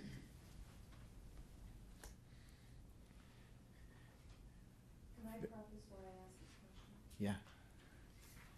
So when I looked at this, it didn't seem to match what I thought was realistic, and that's okay. This has gotta be, I'm a project planner, so I get this as a moving target. But is this really far off from what is really gonna happen at this point? Like, That slide may have been back in September. Okay. I can't remember the date that's on it. It's dated 9/28. yeah, so it's off, right? Okay. So we Well, can talk about the timeline right now? yes, so up there on the board are this, I'm gonna call it, these are sort of the public and licensing steps to get us from where we were to where we wanna go to start to sell to retailers and dispensaries. So we did the pre-permitting with the planning board this summer. Now the planning board's working on the bylaw and the zoning that could accommodate a business like this one in town in certain areas, but that's their role. They determine what bylaw is appropriate for the town. Then there's also in parallel, the host community agreement discussions, so that how this project would propose to operate with the town, both economic and non-economic components. Then a town meeting would have to be put together to adopt a bylaw, as well as adopt general bylaws. So you might know a couple weeks ago, the Board of Selectmen voted to recommend banning of retail and craft cultivator licenses in town. So that was, from our perspective, probably good news, because we don't think retail is, it's okay. But they are going to allow or recommend allowing cultivation, manufacturing, and laboratory licenses, which is exactly what we want to do with this project. So town meeting, in parallel with all of this is the state licensing. So this project is licensed by the state, as we already talked about at length.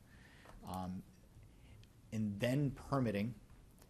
Just because we have zoning doesn't mean you can just go and start building. There's special permitting required, and that's what is spelled out in the bylaw, exactly how everything gets done, how it gets controlled and regulated, and everything. And then once we're through permitting, and maybe even depending on some of the things, is facility preparation. So even before we start construction, the facility's got to start to transform. We've got a lot of tenants that get to move around. We have a lot of systems that can get repaired, and you know, there's the original roof is still on that building. That's 60-year-old roof, and it's doing. Needs a new roof. It just needs a new roof. We got to collect all that rainwater. Yeah, so these are all things that we want to get started, you know, right away. Once we believe we're on a good track, hopefully we can get that started. And then once permitting's done, and that's a several-month process, we go into construction. So, and then from construction, it might be a couple months, a month or two in that level of construction before we have the first little space available where we can start to cultivate. And then it just sort of scales up from there. So you're gonna be having ongoing construction while you'll have operational manufacturing facility in play? Yes. Okay. That would be a security difficulty, though. I mean, I noticed one of the things in here, you have Yeah. a lot of security built into the Lot. building. Yeah, there's a lot of security, but it's also the way that we're, so the layout that we're using with this will allow us to do this, because it's, I mean, I think that if it's in the best interest of the project as the business, it's in the best interest of the town. The faster we can get to cultivating and producing revenue, the better it is for the owner of the project, better it is for the town. So we're trying to be smart about that and get into the market. But all this being said, is this, you know, I've described a project that's very much alive inside, very much doing our due diligence and moving things forward and hopefully answering everybody's questions. But frankly, from a siting perspective, this patient has no pulse. There is no project until a couple things happen. I cover this in a future slide, but I'm going to cover it right now. So the first thing that has to happen is planning board, when they're ready, has to produce a bylaw that would allow this project, and then that has to go before a town meeting. So until that happens, you know, this project's on hold. So that's why I don't have like Gantt charts next to all that stuff, because what's unknown is, well, what's the timing of all that? I think that the planning board has come a long ways with the bylaw. There's going to be a big discussion on Tuesday night about some of the details, and hopefully we can move that along a little bit further. And you know, if you listen to the selectmen's meeting late last night, there's discussion about a special town meeting related to the general bylaw, not about the zoning bylaw or any of this. But you know, our hopes would be that if there does need to be a special town meeting, and if the planning board is sufficiently pulled everything together and gone through the public comment period and everything, is it would be great if we could get on that special town meeting agenda.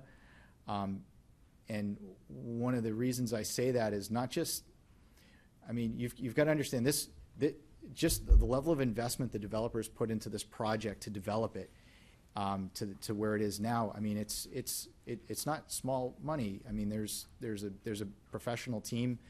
You know, I think I've said that. You know, I don't know if it's $200,000 a month, something like that. So every day that this project is not operational counts. And it's not just because the developer is putting money into it. It's also because there's a deal for the town that could get started soon. And that's the developer's intent. Is there a deadline? Mm-hmm. No. Okay. Well, I'm sorry. Well, I'm sorry. Maybe I should answer.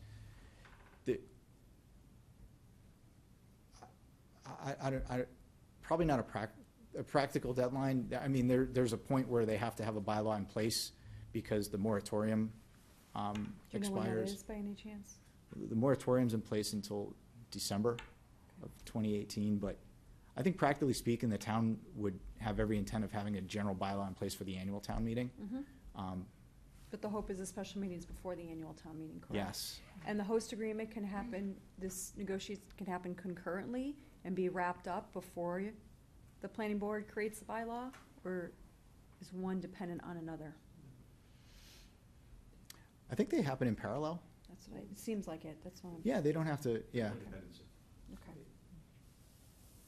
But is the licensing and the permitting in this list only can happen after town meeting?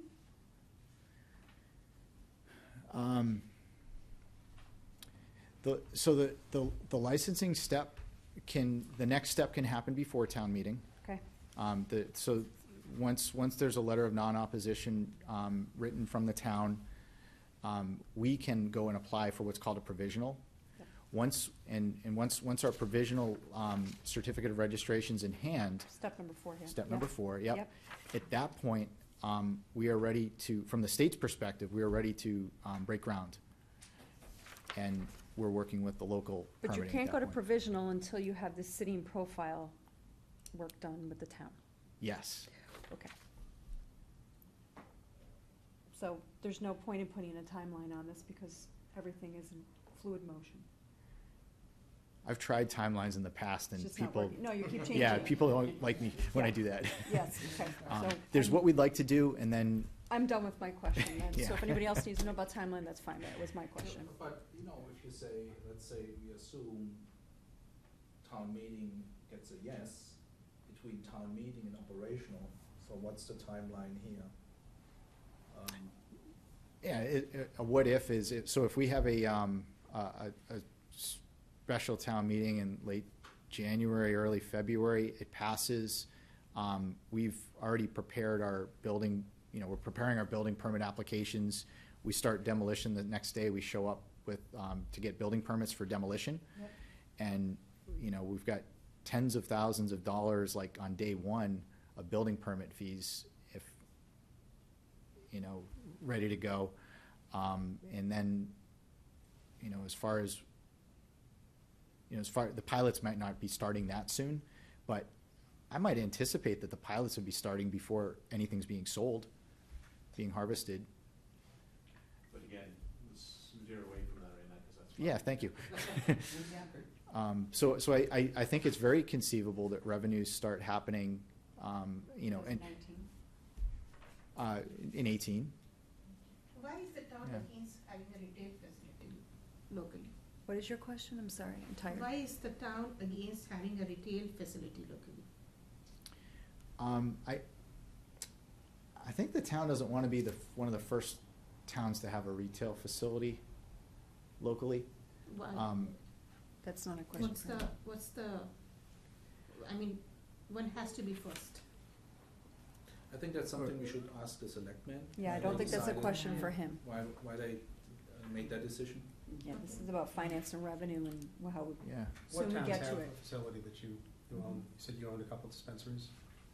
No, so one of the things we're working on parallel is retail dispensaries in other towns. Okay. So there's dozens out there that are licensed and ready for sale that don't have the capitalization to pull it together. So we're looking at a number of them, and we'd be basically looking to get those set up in parallel with all this.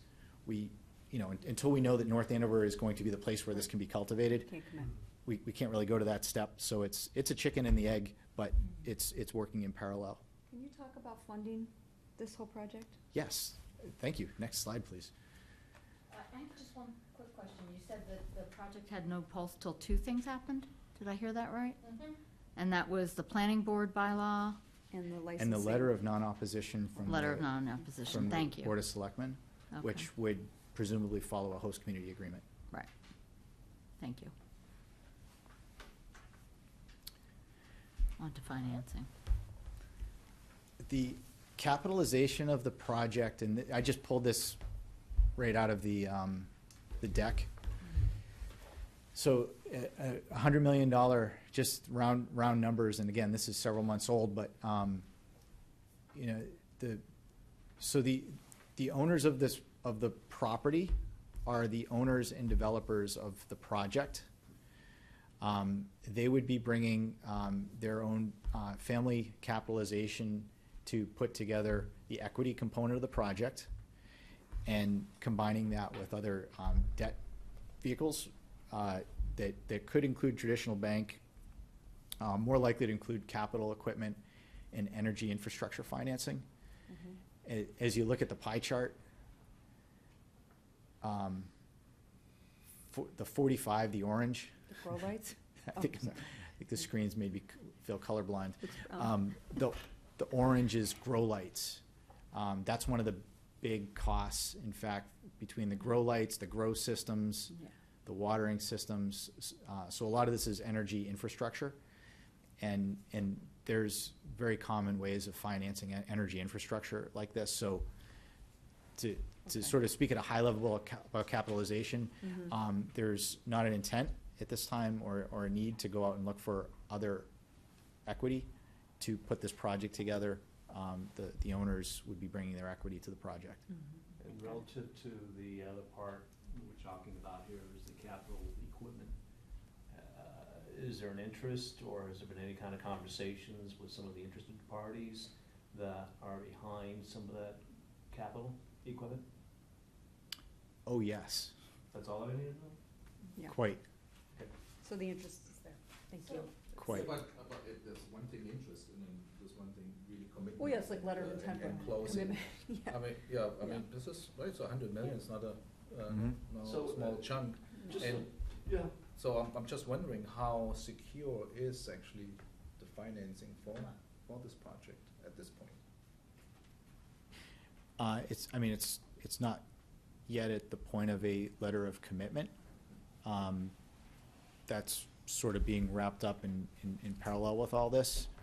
We've been speaking with financiers that range from vendors to utilities to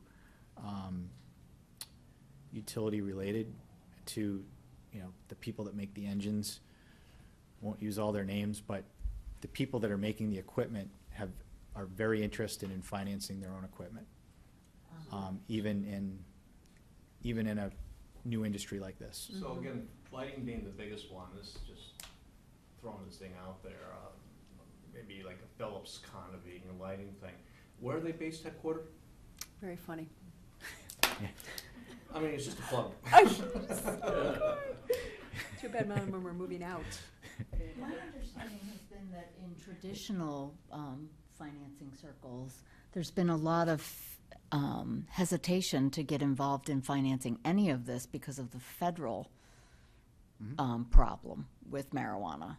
Is that still the case? I mean, my understanding has been like your traditional banks won't touch this stuff. Yeah. Yeah. Yeah, traditional banks won't sign up to be a banker Yeah. in any form of this. Okay. There are a number. There's several banks that have set up mechanisms, large banks in the area that will bank the industry. But yes, it's a Schedule I narcotic Right. under the DEA, and people. So, and that being said, I mean, it's not like every Fortune 100 company that makes lights want to come in and sell us their lights, because there's some that say, well, at the moment we try to sell our lights to the Department of Defense, and they don't want to buy our lights from people that are selling to the cannabis industry. But that actually, even over the last 6 months, some of those companies that said that in the beginning have turned around and said, oh, actually, can we set up our headquarters in your building now? Because horticultural lighting is a big and growing industry, and this is the place to do it. No pun intended. Yes, it's really budding. Its future is bright. Now we're. Pandemonium.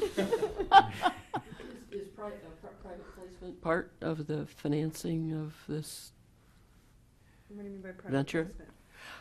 You can raise money Private equity firm. through Venture. an offering, a very limited offering to a very limited number. Are you in of the, yeah, people. I was gonna, you want a term Just- sheet? Right. So I'm just wondering. No, it's, I mean, it's Is it- it's a really good question. So the on the financing side, you know, I'd say if you think of it, mezzanine and below is kind of where the range we're looking at. We're not looking at venture for the capitalization here. That being said, the Innovation Center, which is a whole nother side of this, which is we do anticipate, you know, a lot of investment going into, especially as this starts to become profitable, getting reinvested back into businesses. I mean, that's the long play. There's a short play, which is, you know, make money on cannabis while the market is here, because the market is not going to be here very long unless you're really, really good at growing at low cost, very reliably. And at that point, we will have, you know, the model is have built up a portfolio of companies, some of which needed our funding, some of which didn't, but have built a really center of excellence around what cannabinoids can mean for health, life sciences, and et cetera. That's the Hooks Johnston end of things. He loves, yeah, this is Hooks' world, and he's leading that, yeah. How much equity and how much debt? It's, I guess if you, it's not finalized, but if you look at the pie chart, that's probably, so for basic construction projects, components of the project, that might be what you consider the equity, and the debt might look a little bit more like the major equipment that's going into it. So like water So- supply, what's the envelope, by the way? Roof and windows and Okay. the enclosure. So it might, I don't know, maybe, I Can't tell which is which. yeah, it might be like a 60-40 Equity debt. debt to equity ratio. I mean, it's some, it could be better than that. And behind that equity, there's a doctor, there's a family, is there a company, is there a balance sheet? Is It's this an part of the- entity, or is this a, what is Yeah, the so- financial Yeah, it's a- stability of this? So it's a family, privately held. The town will never see, no, balance sheets will never be publicly disclosed, but they own this facility, Dundee Park over in Andover, the brick buildings down by the tracks there. The Heritage Place over in Lawrence, they've been in real estate. They've been involved in medical devices and other things with the extended family. And in Israel also, they have a lot of business, right? They Is just. there any cross-collateralization of these businesses? I mean, if they got out over their skis on some medical device business, and, you know, that's gonna affect this project, a disaster would be for this to get underway, and they lost money in some oil and gas company that they invested in, and now, you know, this is financially Yeah. strapped as well, so. Yeah, and I'd say that the management team, the board of directors would be paying very close attention to that. And The board of making directors sure of your company. of this, it's not mine, I'm a consultant to the. Right, well, the project board now, of but- developers of the yeah. developer. Yeah, right? I think that'll be very carefully managed and pulled together. I can't, I don't see that scenario. I also would say that as, yeah, I mean, it's a concern. I mean, you could have 1 million square foot underutilized, nearly empty building. Right, but if Half the constructed. company backing it is well-financed and here for the long term, and we really believe in the market growth, then it's just a matter of time and you can withstand that. But Mhm. if the developer is gonna go out of business in the next recession, that's a major problem. Mhm. Right, so is this cross-collateralized with other businesses that they own? So that if they get out over their skis on the medical device business, that this business then suffers? I guess the question might be posed to somebody else, or how does that impact the revenue and cost decision on the town? That we're left with a half-built-out building? And people on the town staff that now need to be let go, that were hired in Exactly, anticipation? that this whole thing would, yeah, it would be a disaster if this wasn't a well-capitalized, I understand it's a wealthy family, that doesn't mean anything. That, they could have Yes. trillions in Yeah. debt. Yes, if they can't pay us And back if for this the town balance sheet is never gonna be expenses, you're publicly saying. available, Right. how do I know that this is a well-capitalized enterprise? Well, they didn't crater during the last That means nothing. economic That means nothing. downturn that we know. You don't know that, first of all. You have no idea. Well, you're right. We don't know. They Maybe still they have own the $5 billion of building. debt. Yeah. Maybe they're losing money hand over fist in their Right. Bitcoin. You don't know. I guess I just don't see an extensive downside to the town. The town cost is the extra staff, the time. I granted that, Well, right? the downside is that this business goes under one day. Okay, but that's what what I'm is it trying to to the town and the anticipate. town's expenses? What would be, what is the worst case scenario for the town and the town expenses? That we've put If- money towards staff? That's what I'm trying to If this was understand. a zero downside project, it would have been voted on 100% last year. I don't know if I agree with that, Uh, because I no. think people have a moral issue, So, yeah. Well, I have a moral issue with, I have a financial concern that we need to understand the financial condition of the developer. Is that not a basic Well, it understanding? is It's a a good basic question, like something. when we were looking Yeah. at Berry Street, who vetted the developer that built Berry Street? Is that like a good analogy? but that's. I don't know, that's some different anything about balance. that. I have to say that your points are well taken, and it's true for any business though, especially if they're gonna have a huge impact in this town, and we're going to ramp up an account on, hiring additional personnel, right? And all of a sudden, it collapses, that's a huge impact in this town, no matter what. So Yeah. the question, I don't necessarily disagree, but at the same time, early stages, getting this thing up and running, I think the risk is lower. And then in a longer range, that if this thing does collapse, it's gonna collapse after the pilot's going, after we have the pilot going. Yeah, I mean, I mean, we could play through the scenarios, but right out of the gate, just trying to fill up that whole front building with innovative companies that, we've got, so you see the list of, There's also a Most of basic the due time. diligence question here, which is, what is the sources of funds that's about to spend $100 million in the town? We need to verify where this money's coming from, and that I would say that Andrew Mailer, who's very adept at these things, that this is definitely his job in sizing up this company and determining what kind of a host agreement to enter in with them. Now, I bet doesn't mean that we abdicate our responsibility to ask these questions. And certainly when that agreement emerges from the Board of Selectmen and Andrew, then we ask them. Yeah, what went into this decision and Yeah, this. and then we get agreement. Andrew in and we ask him Which we- these questions. He's coming in more often than not, so, Yeah, yeah. but it, right now, is just not, So Chuck, I think you've got a very valid question. it'd also be good to know what the covenants are on that debt.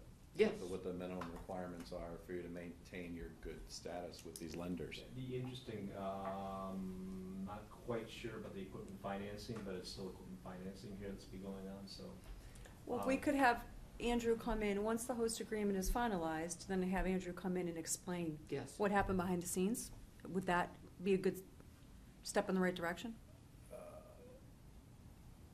I don't really need to know what's going on behind the scenes. I just need to know about the financial stability of the sponsor. But as I'm saying is, he probably had to take that in consideration as he's negotiating with them. He probably Sorry, did, not throwing but you- we're not getting any answers, so.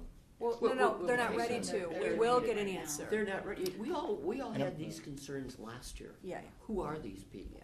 How, how firm is this? What are the finances under it? I mean, that's the underlying question, no doubt. Right, I'll, right. I'll post a couple of questions to Andrew that I'm sure he's Maybe before addressed December 5th. relatively soon, so that he'll understand formally our concerns relative to the financial structure and support of this project. Right. And what it really means.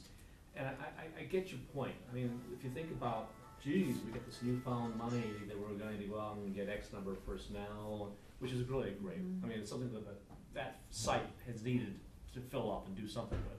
Right, And- but if it takes a year longer than they think to get the revenue, are they prepared to put more equity in? You know what I mean? I mean, the initial investment is just one part of the equation. Sure. Yep. So I'll post something to Andrew on that.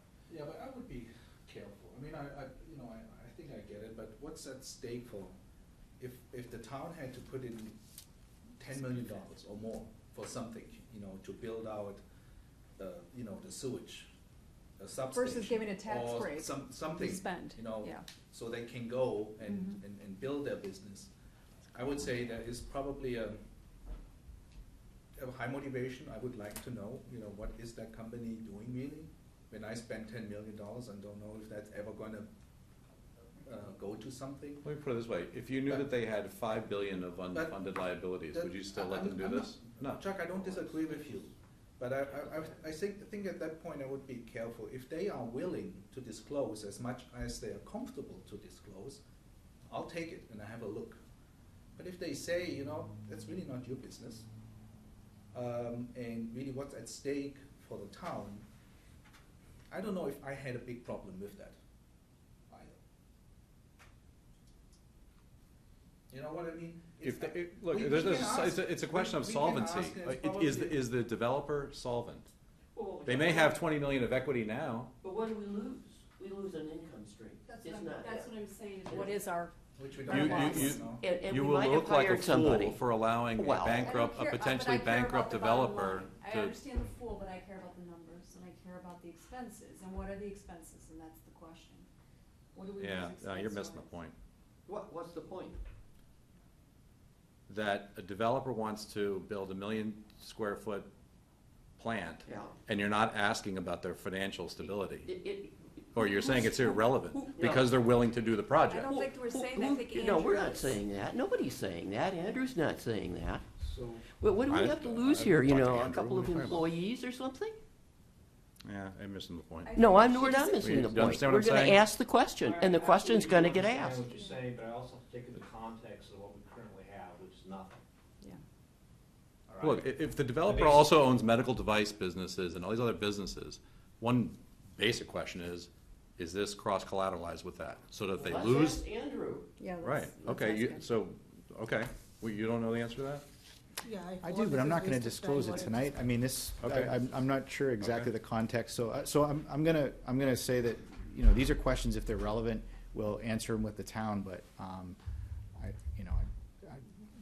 I'll stop talking there. Okay. Truly, from an acquisition perspective, and this is what this really is, an acquisition, you really want to understand where all your resources, where your structures, what your revenue stream, what all those other great things. And we're taking some leap of faith relative to the cannabis market out there. What you just said right now, the demand is outpacing the supply. But this is $100 million, and there is a risk. And you'd hate to say, pull it all our energy in there and really not have to ask the question. So I think these are good questions to ask and just make sure, I'll send a note out to Andrew. Or it may be a phased expense, not $100 million right away. A phased expense. I mean, Yes. most Absolutely. phased, Most of it's going into the grow lights. year and a half, 12, 18 months. I mean, If it is this is, almost this a is, grow lights, then if it is a small farming. Right, but the then you town expenses may be phased, but within a year. I mean, it's not like we're talking over yeah, we're 5 not, years. it's not, That's- I mean, it's not, Yeah. hope it's not gonna be, the town, hopefully the town doesn't come back and say, do this over a course of 5 years. Hopefully this is, work at your pace, and which I'd say, you know, it could be as fast as a year, it could be 18 months, but it's not 3 to 5 The years. town will not control, but the market can. The market drives it, exactly, Yeah. exactly. Shall we go to the next slide? Unless we're done. We done? I think that's, The last question was mine, and I don't have it They anymore. must be. So what's- thank you. I think we're, Nobody knows. yeah, so the next page, again, You've so covered that. the last question, what are the hurdles? We've covered the next 3 there. And then my final question, I guess, is we invite anyone to come and see the facility, to get together and talk Are about you this. gonna do that same tour that, not with everybody, because that was pretty intense. It's quite intense. Yeah, no kidding, you pulled everybody from every country for them. But are you gonna do another tour again, like Several. once a quarter for Yeah, citizens and? Hopefully So several we'll of them. just go on when those are. Let us know Yeah. what the scheduled dates are so that we can publish. Yeah. Because I know there's some interest amongst the party here. Yeah. How the 2 meetings goes. Yeah. So, yeah, we'd be interested. The next one that you Visuals are do. live. Sure. Yeah, we'll be scheduling those, and, you know, again, come see the facility, meet the team. If you've never seen the inside of the facility, Yeah, it's worth just seeing the magnitude of it, yeah, I think it'd be great. so. Will those be, actually, the last one you did that, was that posted through the NA News? Like, I don't remember on my emails, but I do get a lot of emails from the town. It- Like, do you it think was- if Andrews will allow it- that? So- Well, the last one was a planning board site walk, That's and they right. invited the I'm sorry. selectmen, and That's maybe right, it it was a wasn't meeting of intended to be a essence. massive, it was open to the public, but it wasn't, Right. so we'll do some more, that we can get some more people in there. Okay, all right. That's a good thing. Yeah. So I think my whole neighborhood wants to go. Yeah. Does anyone have further questions for this gentleman? Just to clarify, the host community agreement is entered into between the developer and the town, right? So, and this family that we're talking about is the developer. Yeah, it's. There's it's- no separate corporation being No, it's formed or? technically the licensee, Mhm. that's applying for the license through the state, which is, got an ownership structure that's, you know, public information through the state. Okay, But yes, it's the owners of the property. okay. Is there a plan to own this long-term? Do they want to sell it in a few years? What's the plan like? Plan is to own it long-term. The owner's a radiation oncologist, and his wife, Orit, is in real estate, so they own a lot of properties, and, you know, this is a phenomenal life project for Dr. Goldstein and others to put together. This is a really neat project from that perspective, so. Thank you. Thank you very Thank much. you. Thank you all. Marathon meeting.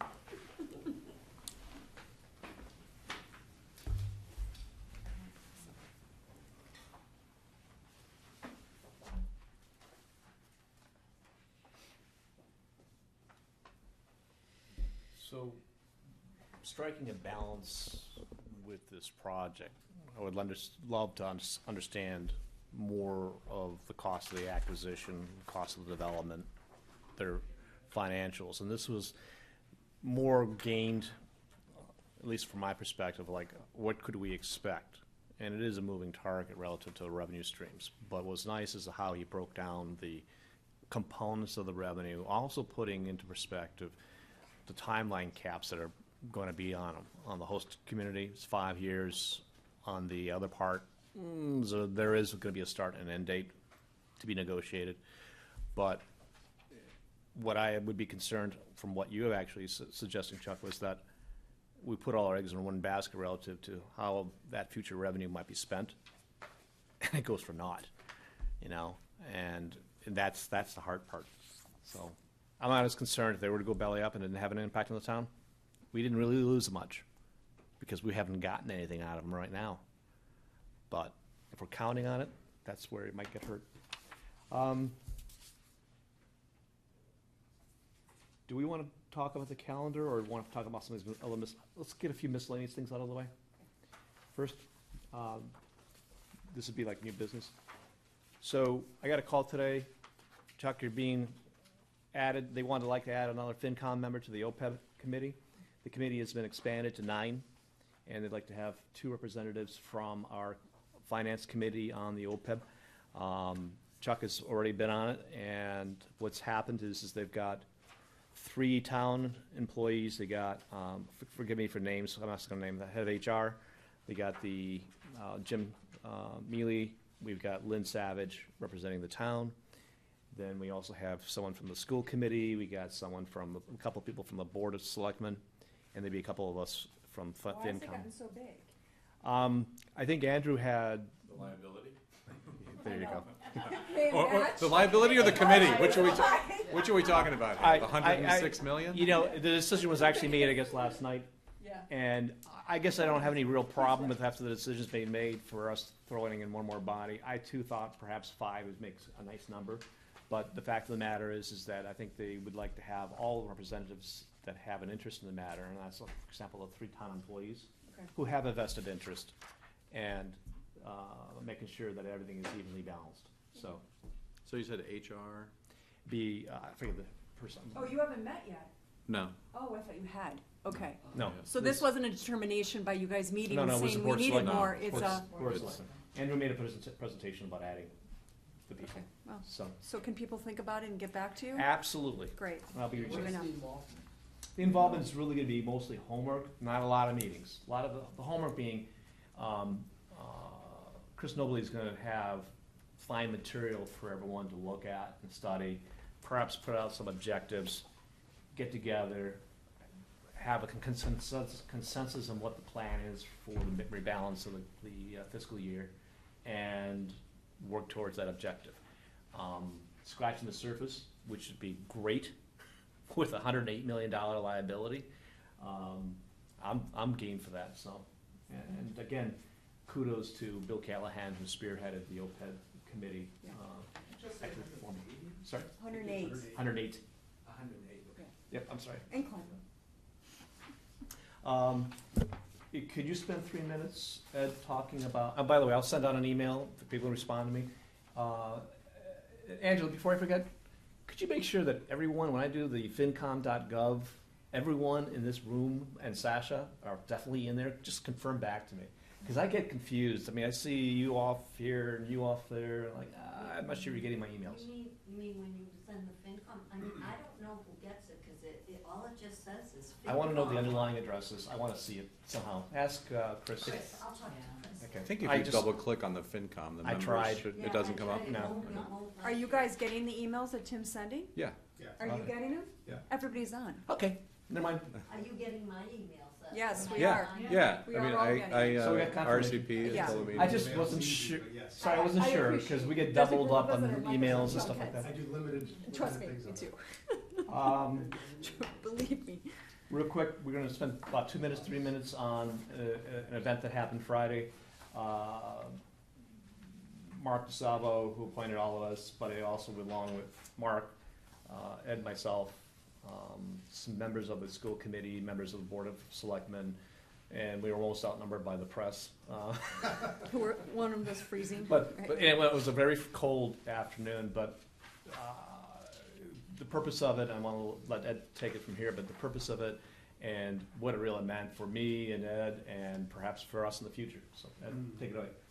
Yeah, it was, from my perspective, being new, and I didn't know, I met a few of the school committee members, a few of the selectmen, but it was a great opportunity to work together on something, simple little tasks, and I'll be honest, I really didn't know what to expect or how to dress, quite frankly. I was a little turned off by the 2-mile run at the beginning. I thought that was a little excessive, but after we finished, it actually wasn't. I had heard the ropes course, and I was thinking, endurance. How do you dress for it?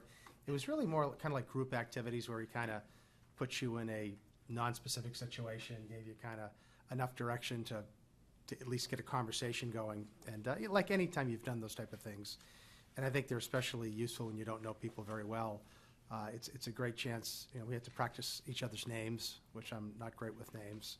I now know everybody's names. Macmillan, not McMillan. That's right. That's right. Correct. And it was just a series of different events we had to solve, and everybody contributed to them. And I think there were a lot of bigger lessons in terms of listening. Everybody has a opportunity to participate. It was actually a lot of fun, and I kind of went into it thinking, I'm open to anything.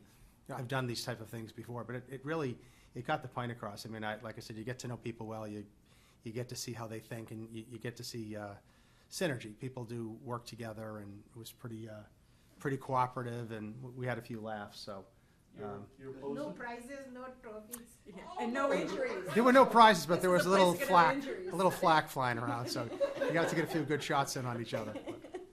So you posed a problem, and the group had collectively figured it out. And we had 3 or 4 of those kinds of things. It was a really group.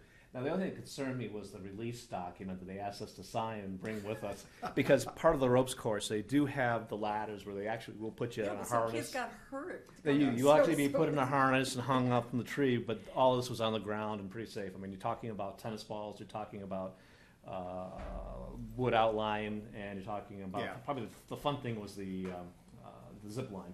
That was the most Yeah, I mean, I athletically read that, challenging I thing. really was missing. Yeah, that's the fun. I missed that. But Athleticism played a very small part in success. It was more if you got through the sharing two, ideas. if you got through the 2 mile run, you're fine. But we only expressed Really, a because 2-mile run? no, Oh, he's joking. Can you see Say. these two?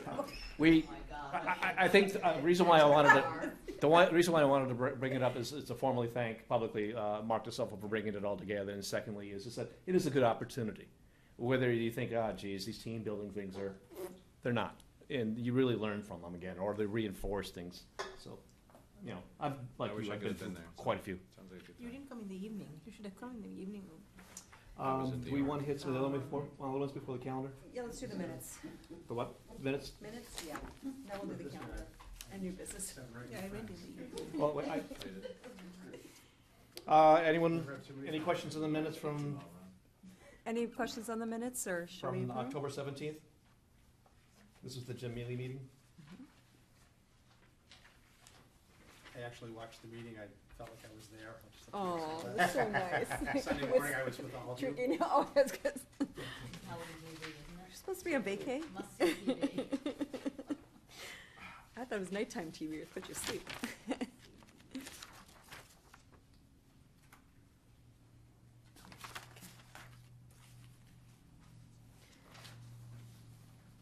When you're done reviewing, look up so we know.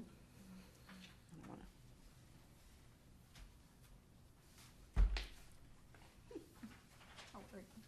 Okay.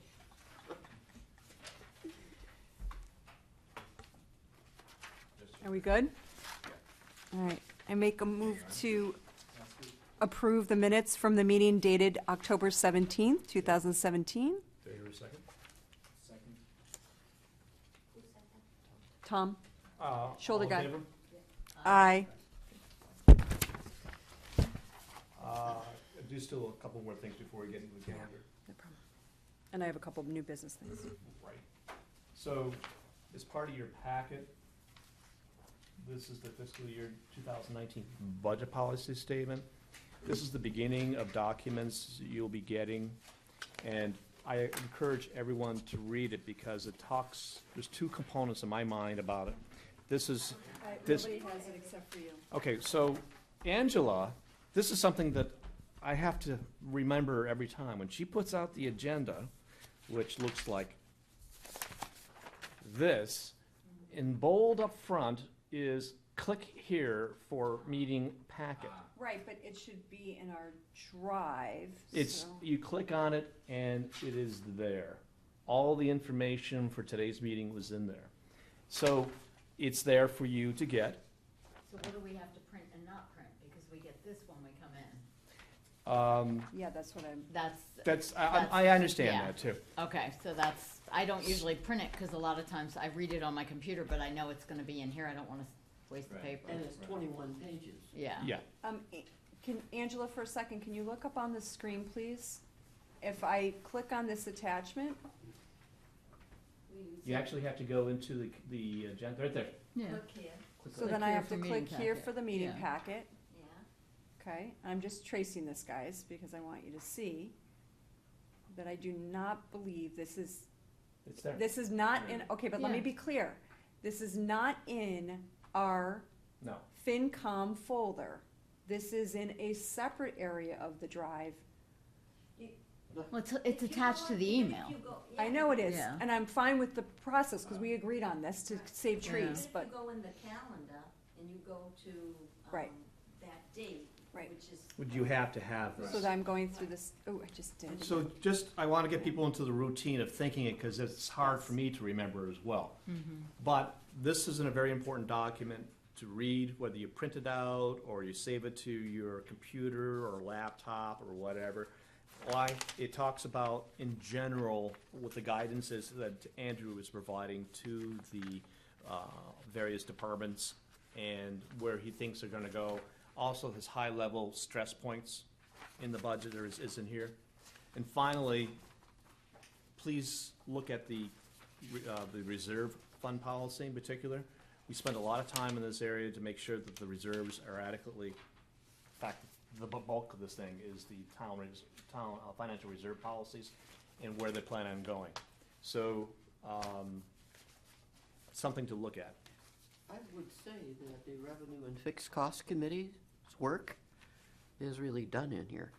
In general, it is. In fact, I can't say- I actually double-checked, Liz, for what we were looking at, because Liz and I are on the committee. Yep. And there was nothing really out of bounds here at all from what has been already talked about and discussed. In fact, one of the biggest things that was discussed in the revenue and fixed costs had to do with building permits, because they only budget $650,000 roughly for planning on for next year. Well, it's been 1.2 million, and, you know, this Osgood project, if it goes through, that by alone is another 1.4 million on top of what we normally get. But you can't plan on it. They talk a good talk, the developers, and you can't really plan on it. And that's my lesson learned out of last week's meeting. In Talking general. about new growth, not building permits. Building permits for new growth. For new. Oh, for new Okay, growth. Okay. So, but in general, I invite the new members really to look at the sources of revenue for the town. They are very well detailed in here. And this is almost as good as serving on the committee itself. Absolutely. But it gives you a wonderful view of all of the little pieces that come in from everywhere, and the reimbursements and the cross. Okay, so this goes into one of my new business items. You gave that to us because you were given this document, correct? Because I actually did review this document out of the school committee agenda or the selectmen agenda. I pulled it out of the agenda, our agenda. Well, it And just that- came out That's not what I'm yesterday. saying. That's what, I'm sorry. Are we being sent this document directly when it's given to the school committee and the selectmen? No, Okay, no. so keep talking about it, but I want to come back So- to that point. May I Just- point out, though, this is dated yesterday. Yeah. I don't It should be. care. I get the school committee agenda annotated and the selectmen, and it was in their packets already. It was in the packet. So Oh. they received it. But they didn't act on it. This is the act on date, right? The November 13, I'm that's not worried when about the they. act on date, I'm just saying, if they're receiving this communication, shouldn't we be? Let me find out. We Whether or actually not had they've this acted on it. I conversation in see. prior Okay. year. But I'm re- don't they approve it first before you can send it out? 'Cause that's a document approved by the selectmen, right? But it's given to the public, right? I sign up and subscribe as a resident of the town to receive everything from the school agenda committee meetings and the selectmen. And you get it, why can't we get it? I see, all right, But all right, it's a good question. was that, well, maybe it's not You not know, important, on the but Board of was that Selectmen, distributed before the meeting with the selectmen or after? Because if it has to be approved, they can't really send this I out have the for- two emails in my email box, I kept them on purpose, I think it was they said it's before. part of the agenda. It has to be It's a public attached. document, it has to be attached. Yeah. That's why Angela actually put it on ours, so. Right. Even though it was not part of our agenda. if you go on the Board of Selectmen's agenda, they have links to every single one of their documents. So this is the Board of Selectmen email I received, and here it is, and Right, this is why I knew it and see the existed. stuff in blue? Yeah, If you click on that, that'll bring you to, and one of them brings you to this document that Tim was kind enough in you to give to us tonight on our agenda. But it's the question of how you get to it, which goes into why we should all be subscribing to all the agendas from the school committee and the Disagree. selectmen. I don't know if we have to go to the town and say, listen, every time you give it to them, give it to us. This is a workaround. We've gotten in the past, and this is something that obviously you have to stay on top of, and I'll give you an example of Jim Mealy. Jim, give us an update of where you are at. You know, and it's like you have to, it's a more pull as opposed to push. So, at the very least, we should subscribe. It's an easy thing to subscribe to, getting these things automatically sent to you. I also put a Google out there so that anything pops up relative to North Andover, anything, I get a hit. So the FY19 budget policy statement that you shared is now in our Google Drive under FinCom for us. Thank you. I mean, if anybody ever wants a hard copy on something in particular, they can email me and let me know. No, I think it's great that Tim mentioned that it's on the calendar and attached. You gotta click into the agenda and then click through the link on the agenda. So, Which is gonna make us all Google users. would you go back to Angela's original email?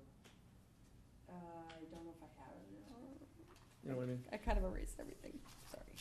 I did, but I can And pull it then- out of my archive. The other thing that was in the agenda, but I think it's again courtesy of maybe Jennifer, is the budget status reports. This is actually the first quarter, 2018, and Lynn put it out, and it basically says it's a financial report, financial analysis of where we are on our budget. I think that's important information for us to see. I mean, right now, they're on the right trend at 24% spending to budget. One quarter, I'd say it's pretty close. But then again, you have to look at the nuances of things, saying are they overspending in certain areas that they shouldn't already? So that's the importance of Oh, this so document. is that part of that document you're Yeah. saying? Yeah, I have it up here, sorry, okay. Yeah. We all just were distributed the North Andover School Department FinCom follow-up. Okay, can I explain that before Karen starts to go and ask questions? That was actually per the request of Sasha and me. I don't know if you remember last meeting, we were building out a projection sheet about the classrooms and the cost of teachers. I would prefer not to review that tonight. That was meant Right. for us to process it, and Sasha and I will come back and present something to you guys. Okay, sorry. Pretty good. All right. And interesting data point before we get onto the calendar. I think this will be the last of the interesting little data points. Jennifer put out here the North Andover School Committee CIP budget submittal of the capital improvement plan. And I haven't done the comparison yet. Oh. First thing I would do on this particular document that you put out is compare the 6.2 million FY18 current number to what was approved by town meeting. This is Tim. And then look at, as you pointed out, that, okay, that's the new school, new kindergarten school. What about the renovation cost to the existing classrooms? Good point. Maybe it's in that 6.2 million, I don't know, but it's something worthy of looking at, because that's part of our CIP review. Well, and here's the takeaway on that. Can I pull it up, because I don't know if everybody knows what we're talking about here? Sorry. Trying to get the click steps down, guys. And I don't know how to rotate it. That's even better. Anybody know how to rotate in Google? Nope. No, great. Where is it? It was in here, right? Yeah, there it is. Okay, so we're gonna have to look sideways. Try the 3 dots next to the download button. Yeah, it used to be like a turn, like a, Adobe. yeah. Right, can you right click? To right over there? Okay, let me try to Right clicking over the document. right click over the Yeah. document. You know what, let me try this. No, never mind. I'm not going to. There used to be a circle. Okay, so I'm sorry you have to go sideways, guys. But the 6.1 mil is about the kindergarten and moving to the different location. And I brought this up last time. I don't mean to beat a dead horse, but I don't see the tentative costing for renovating the elementary schools to create the 5 extra classrooms per school. Here's what we're learning. That, for example, Franklin only is gonna have 3 empty classrooms. When the kindergarten moves to the other school, Franklin will have 3 empty classrooms, but they wanna have 5. They wanna have 1 per grade, okay? So there's gonna be renovation costs. So I think, and somebody needs to correct me, last time we talked about this, Jim Mealy basically said, we don't have a consultant yet to then cost out what the renovations will cost. So we first have to hire a consultant, which might be next year, to then cost out the renovations, to then put it into the plan. And where it's gonna go in the plan is, I don't know if you, okay, if I can do this, master facilities plan. So see how it says facilities master plan, kind of there on the left above elementary classrooms? That line item, so there's gonna be 2 facility master plans. This is number 1, and there's gonna be a second one, and that will include the cost of renovating the elementary schools, so that every grade can have an extra classroom. Right, but didn't Jim Where is that? Didn't Jim also say in our last meeting when we talked to him that they'd already done that basic math on the cost of renovating That's right. because there was a consideration, are we gonna build the kindergarten, are we gonna renovate the school? So those numbers are somewhere. They are, and here's the thing, if you go through these other slides, which I will not do to you because we'll all be crooked, it literally says on this slide, under facilities master plan, is the renovation cost, and they're not here. Oh, okay. So the question is, are we missing a row of data that should say facilities master plan 2 with some costing? I feel there's some missing numbers here. Yeah. That would be substantial. I would like to take a look at the underlying capital improvement plan from last year, because what was approved in the town budget is $6,175,000 for construction costs for renovation / expansion of school classrooms. In the original CIP was, I think, a little more granularity as far as, I thought it was like $4 million or $4.5 million for the kindergarten, and the rest of it might have been for renovation.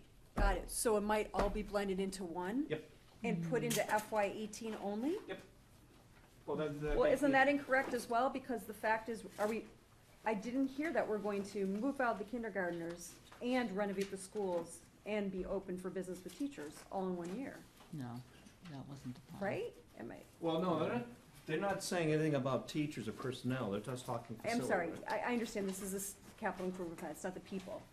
But you would think that if the 6.1 represents moving the kindergarten to the other location and renovating, it would be dragged over like 2 years, right? So why don't we just ask?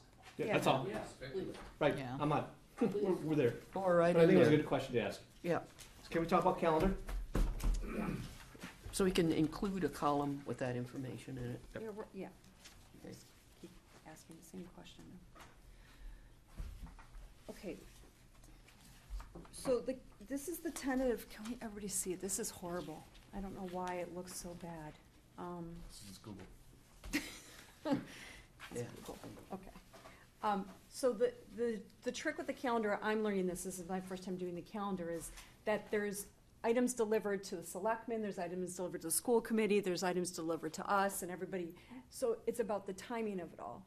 So the first thing that I think we should discuss, and Tim, tell me if I'm wrong on this, is we have a meeting coming up on December 5th, right? Yes. Eric is gonna talk about economic development, we've asked him to. Andrew is gonna talk about the 5-year, I'm gonna call it the operating budget, even though they call it the financial, whatever. 5-year financial forecast. Yeah, 5-year And then financial And if, forecast. just as a recollection for those who saw it last year, it goes really big time red, like year 3, 4, and 5. In other words, he doesn't plan, he said, if you recall his crazy chart that says, don't get scared, don't fall, don't jump. Yeah. Okay. And then Liz may or may not, or Tim, present what they've learned out of the Revenue and Fixed Cost Committee. The question I had was, could we get the operating budget, whatever you call it, 5-year before that forecast. meeting, so that at that meeting, when he's presenting it, we've actually put eyeballs on it in advance? You put up, so we've had some time to study this, what she's saying. So let me roll back a little bit. What Jen's suggesting is that where someone presents this material, wouldn't it be nice to have an advanced copy so that we have, as Karen does, little stickers and markups of what we'd like to talk about, so that it's just not a one-way conversation. And it's not a bad way of communicating, and it's at the same time, we could also share some of those questions ahead of time. The question I have for Andrew is when he presents it the day before, this is the 5-year forecast to the Board of Selectmen. Is that the first time they're getting it, or do they have well, they have the advanced copy of the agenda, but that's like 3 days ahead of time. That goes through there like, Yes, but, it's on the agenda, it's here. but Yeah. that's why we, Okay. that's why But we there's exist. not a lot of There's about a conversation. half, 20 minutes or half an hour on it, bang, it's out of there. And why? Right, for them. Yeah. But for us, we And then- spend more time. That's right. So then we should, be getting it like instantaneously. I understand, but that would be the day before he comes in and presents it to us, and I'm thinking, I don't have enough time. Oh, that's always hard. We get stuff like. I know, but could we I mean, change that time? I'm retired, I just sort of. You are guys busy- are working You are a hard. busy chicken. The I chair don't- Press the recognizes button, Liz. and you've got Isn't it 16 attached to the documents you've got to agenda? review I'm sorry? before you come in Isn't here. it attached to That the is Board of not fair. Selectmen's agenda for Yes. that night? Yes. Which they get 3 days before? Angela, when does the Board of I Selectmen's I don't know if we agenda get goes the out? email though, with the agenda 3 days before. When is the agenda for the Board of Selectmen post? Well, she posted, usually, you have to post it within 48 hours, not counting the weekends. But she sometimes gives us 2 different sets. She gives us the straight one, and then maybe 2 days later, she might give us With the one with all the links. Oh. Because as long as that is up, the agenda within the 48 hours. Doesn't have to It's have all the legal. links. Yeah. It's just the legal. agenda. But she might give us the links, and which I mean, we don't really post those, So- really, she does. So instead of us really badgering this ring around, because I think what Jen has, or her suggestion is not a bad idea, is like, give us a little bit of time to read the material, so that we're not stupid people or just dumb audiences. Well, no, we have to meet twice then. Right. But I'll ask Andrew the process of how we might be able to get it, so we're making the most efficient use of time, of his time and our time, relative to these meetings. And I already said out loud to Andrew one time, I like to give you questions. Look at the material and give you questions like we did with Dan and Jim. They like that. I mean, they're prepared for us. We move our meeting by a week. Well, that's what, I'm wondering, if he answers and says he could, then let's go to the 12th of December, is the question. So that's where we're thinking about is instead of the 5th, the 12th. If- I would go for that because the links that go into the agenda are going to come out at the very last. They're gonna come out on minute. Monday. They're going to come out on Monday. Yeah. It's just the nature of the beast. And, while it's really not fair to anybody on any boards to get loaded, 2 hours before you meet or the day before, we can protect ourselves here. So. Okay, so then the second question is, So we're moving that meeting. no, not yet, we're gonna find out. I have 3 questions so far to ask Andrew, so. Yeah, yeah. poor Tim. Then the second one is the January, I had the January 2nd for us to discuss as a group. I'd like some meetings where we don't have anybody presenting. Discuss capital improvement plan amongst ourselves and come up with our list of questions on that. So, by the way, I'm saying capital improvement plan, not, right, okay?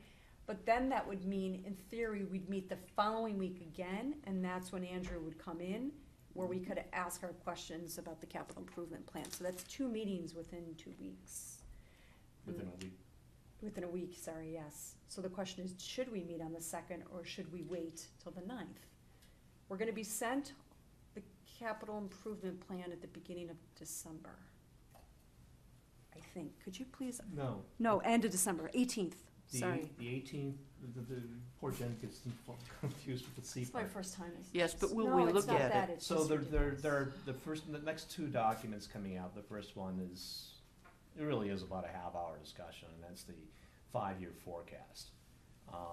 Because Andrew does not do anything optimistically about things. You'll see us going in the red after year 3. You look back every year, it's the same thing, and he says, don't be surprised. It's the capital improvement plan that is, On the 19th of December. that we're formalizing, that he plans on getting to us on the 19th. It's being presented to the Board of Selectmen on the 18th. I don't see a need for a meeting on the 19th to receive a document. But I do see a meeting on the 2nd. The question is, do we wanna meet as a group before Andrew comes in to discuss our questions on? How do you feel about it? I mean, would that work for you, or do you just want to gather questions by email together and send to Andrew? That means you got to study the material on over the holiday. And this, I prefer to do this by myself. I don't know, a meeting just to come up with questions, doesn't sound too productive to me. Okay, is this a document we're going to have to print? We're not going to have to print these things. We could arrange to have Angela print them. We've got to have hard copies. Yeah, this is, cannot mess with I my agree, printer Angela, this like is a document, this hard copy, the, I can't put my post-it notes on Right. it. and- So maybe we just come to the town and pick them up? Well, that's a good question. This is gonna happen on the 19th of December, so do we come to Angela to get them? Cause it's gonna be thick. I'd say mail them out. Angela, can you arrange to have them mailed out? I'll do that. Please. I'll do that. Good. Because, To make because sure I, I have everyone's address, so. Yep. I might come to you just because I'm traveling right after for Christmas, so I mean, I if wanna people take it in my wanna- 9-hour drive. If people wanna pick it up in the office, that's fine too. or- so the biggest one, besides this capital improvement plan relative to dollars and cents, is really the school budget. And it still is, for 4 or 5 years now that I've been on FinCom, has always piqued my interest. And again, they vote on it and then we get it. That's the right thing to do. But do we have any questions that might change a thing here or there? I don't know. But they are, when are they meeting? So they're meeting on January 4th. So if we cancel the January 2nd with the idea that over the holidays we read, we come on the 9th to talk with Andrew about the capital improvement plan, January 4th is when the school committee is getting to see the budget. Do we attend that meeting? I think some of us need to attend the meeting. So instead of I'll go anyone, to it. I think Sasha and myself, I think actually if anyone's not attended, something like that. The other thing is, I just wanna make sure that it's good, yeah, it'll have everything we need. We got the budget on January 4th? She submits the budget to the school committee on the 4th. What? You're Okay, surprised? so we're gonna just get the copy. That's exactly, so Sasha and I'll go. Yeah. Anybody else can go, obviously. Okay, well, And then we'll make sure it gets out to Tim, to all of us. Yep. Oh, and printed so I can put my post-its in, no? Reading.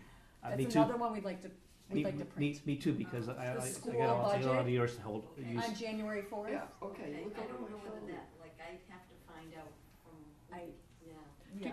yeah. Angela, do you want to circulate a piece of paper so we can put down our street addresses on it? Sorry. No, that's a good point. I don't think I got that. I got phone Yep. numbers and emails last time. Yep. So the other thing that's gonna be coming out, again, the school committee will be voting on the school budget on, there's a public hearing on the 25th of January. Again, something to be interested. I don't know about you, but I personally am not an island. Other people have better ideas than me.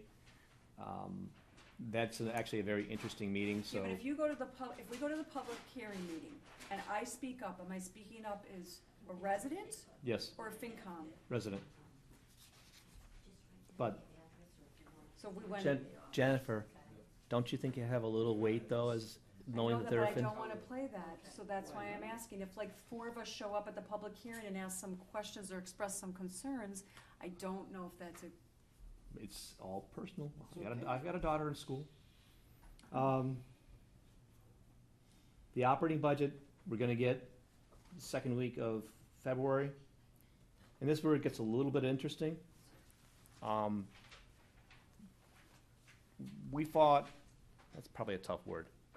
We worked very hard with Andrew Mailer to bring the department heads into the meetings where they present what they've accomplished and what their plans are, and then we get to ask the questions like, don't you think that's too much, or do you have enough? And I'll give you a simple example of what I asked him, I think my first year, the police chief. His budget went down for ammo. And I said, I don't know if I can talk about this in these days of terrorism, but do you think you have enough ammo on hand? And he laughed at that, but he said, you continue. So it did receive a chuckle, but not as much as this right now. But the point of the matter is you get to ask those kinds of questions. And you also, too, I got the great experience of listening to the senior center director, the director of the library, the guy who handles the EMS for the town. And he's got the smallest budget of the town. And it's just great to see the passion that all of these people have for their jobs. And to make it useful for them, we review the budget ahead of time, we prepare some questions, send them to Andrew just saying, here are the kind of questions we have for your team. and they'll come in, and we'll need to schedule those. We usually have 2 or 3 of them at one time, so they go relatively fast. But it's a great experience. It's a great forum for them to talk about what they've been doing. I even got to ask the conservation staff whether they could monetize cutting some of the hay on the fields around town. Yep. Put some money on the bottom line. I'm being facetious, but I did ask that question. But when you ask a question like that, you, depending on where under the circumstances, you could turn up something interesting. So if you could jump ahead, I don't have these types of meetings on the calendar. No. And Tim and I were in a discussion of why I didn't, but the point is, do we need to add them? We should tentatively add them. So what we'll do is we'll work with Andrew on that, because he needs to schedule his own people, and it may be not too fluid, but we ought to schedule those Tuesday or whenever meetings, so that we at least lock them into our calendar. We can always cancel them if we have to, but we should probably come out with a calendar that locks us into meetings that will fill it in the agenda to be TBD. So we should probably do all those before March 6th when we have to vote on the operating budget? Yep. Okay, so I'm just gonna put a gap. We need to talk about the orange one. We need to do a joint meeting with the Board of Selectmen to discuss the budget. That is required in our FinCom guidelines. Yep. We've never done that before. How about me talking with Phil? Surely. You remember Andrew? Oh, Andrew. I have a question about Yeah, one. February 20th. I know a Yeah. lot of us have kids in the district. That's the week of Oh, it's school break? vacation. I'm not here. So we'll Yeah, change it. so That's the that point. needs to change. It's 20 college visit year. We won't Yeah, be no, around. thank you for noticing that. I should have. Then I think we should, wait a minute, can we vote on the 27th on the capital improvement plan, or do we have to vote before then? This is where I get all confused. What is our required? Tim, do you remember Alan Lebovich used to just simply schedule It says February 13th. one meeting a week at some time throughout the entire, starting in January, That's all the nice way of you through, to do that. whether you need it or not? Yeah, Mm, I think that we're sort of leaning that way, but we have to be careful. We have to vote by the 13th on the CIPs. Okay, so February 13th, we're going to receive the operating budget to review, And we have to vote. and we have to vote on the SIP. Right. Okay. No, I can't see those dates that you have. I know, this is all in the drive too, but I'll send it to you. Okay. As an so attachment. These are the dates that you want to have for meetings, is this it? That would be correct at this point, yes. What was that last name? So what we're probably gonna do is, Angela, between Jennifer and myself, we're gonna come up with a calendar to stick, and then it'll be a TBD on the agendas, and maybe a couple of them might be fluid, and then we'll fill in the blanks relative to what Andrew's team can pull together for us. So we'll figure that out with Phil. Yep. Discuss the budget, and then they vote on the 26th. That's right there, it falls into vacation week. So we will do something. Yes, we're gonna have to do something very creative, like all meet the end of the February 14th week. Okay, is that as far as we wanna go on the calendar? Yes. Okay. Do we have any public comment? Our public left. Oh, no, no, did we all determine everybody's gonna sign up and subscribe for school and, Oh, I'm sorry, for Yeah. school and, can we? selectmen agendas? Yes, what I'd like you all to do, I mean, should we just voluntarily, individually? Yeah. Sign up for these through the town website? I sent you an email with the link directly, so you didn't have to do the 5 click steps to subscribe to the 2 agendas, school committee and the selectmen. You should do that. Yeah. And wait a minute, one more thing, sorry, I just had a lot. I think that's it. Yeah, done. Oh, there it is, okay. The items in my list here, so there's no public comments, so just to recap, my items on my list for Andrew, basically talked about the capital structure behind the Osgood facility, the financing. We,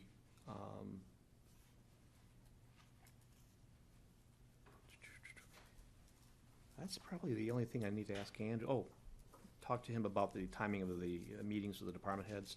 I'll be talking to Phil about the joint meetings that we are required to do under our policy. And I have in my items to do, look at the capital improvement from last year relative to the school. That's about it. And then Dan Leary said he'd get us information on the meetings when we can meet at Lucent, the meetings he plans on having. It sounds like they're gonna do some public tours. Yeah. Any other comments, questions, discussions? Anyone? Okay, is there a motion? I hereby move to adjourn. Second. All in favor of adjourning? Aye. Thank you very much. Off the right, Dan did a great job. Yeah. He's a good presenter. Yeah. He's done it a few times. Obviously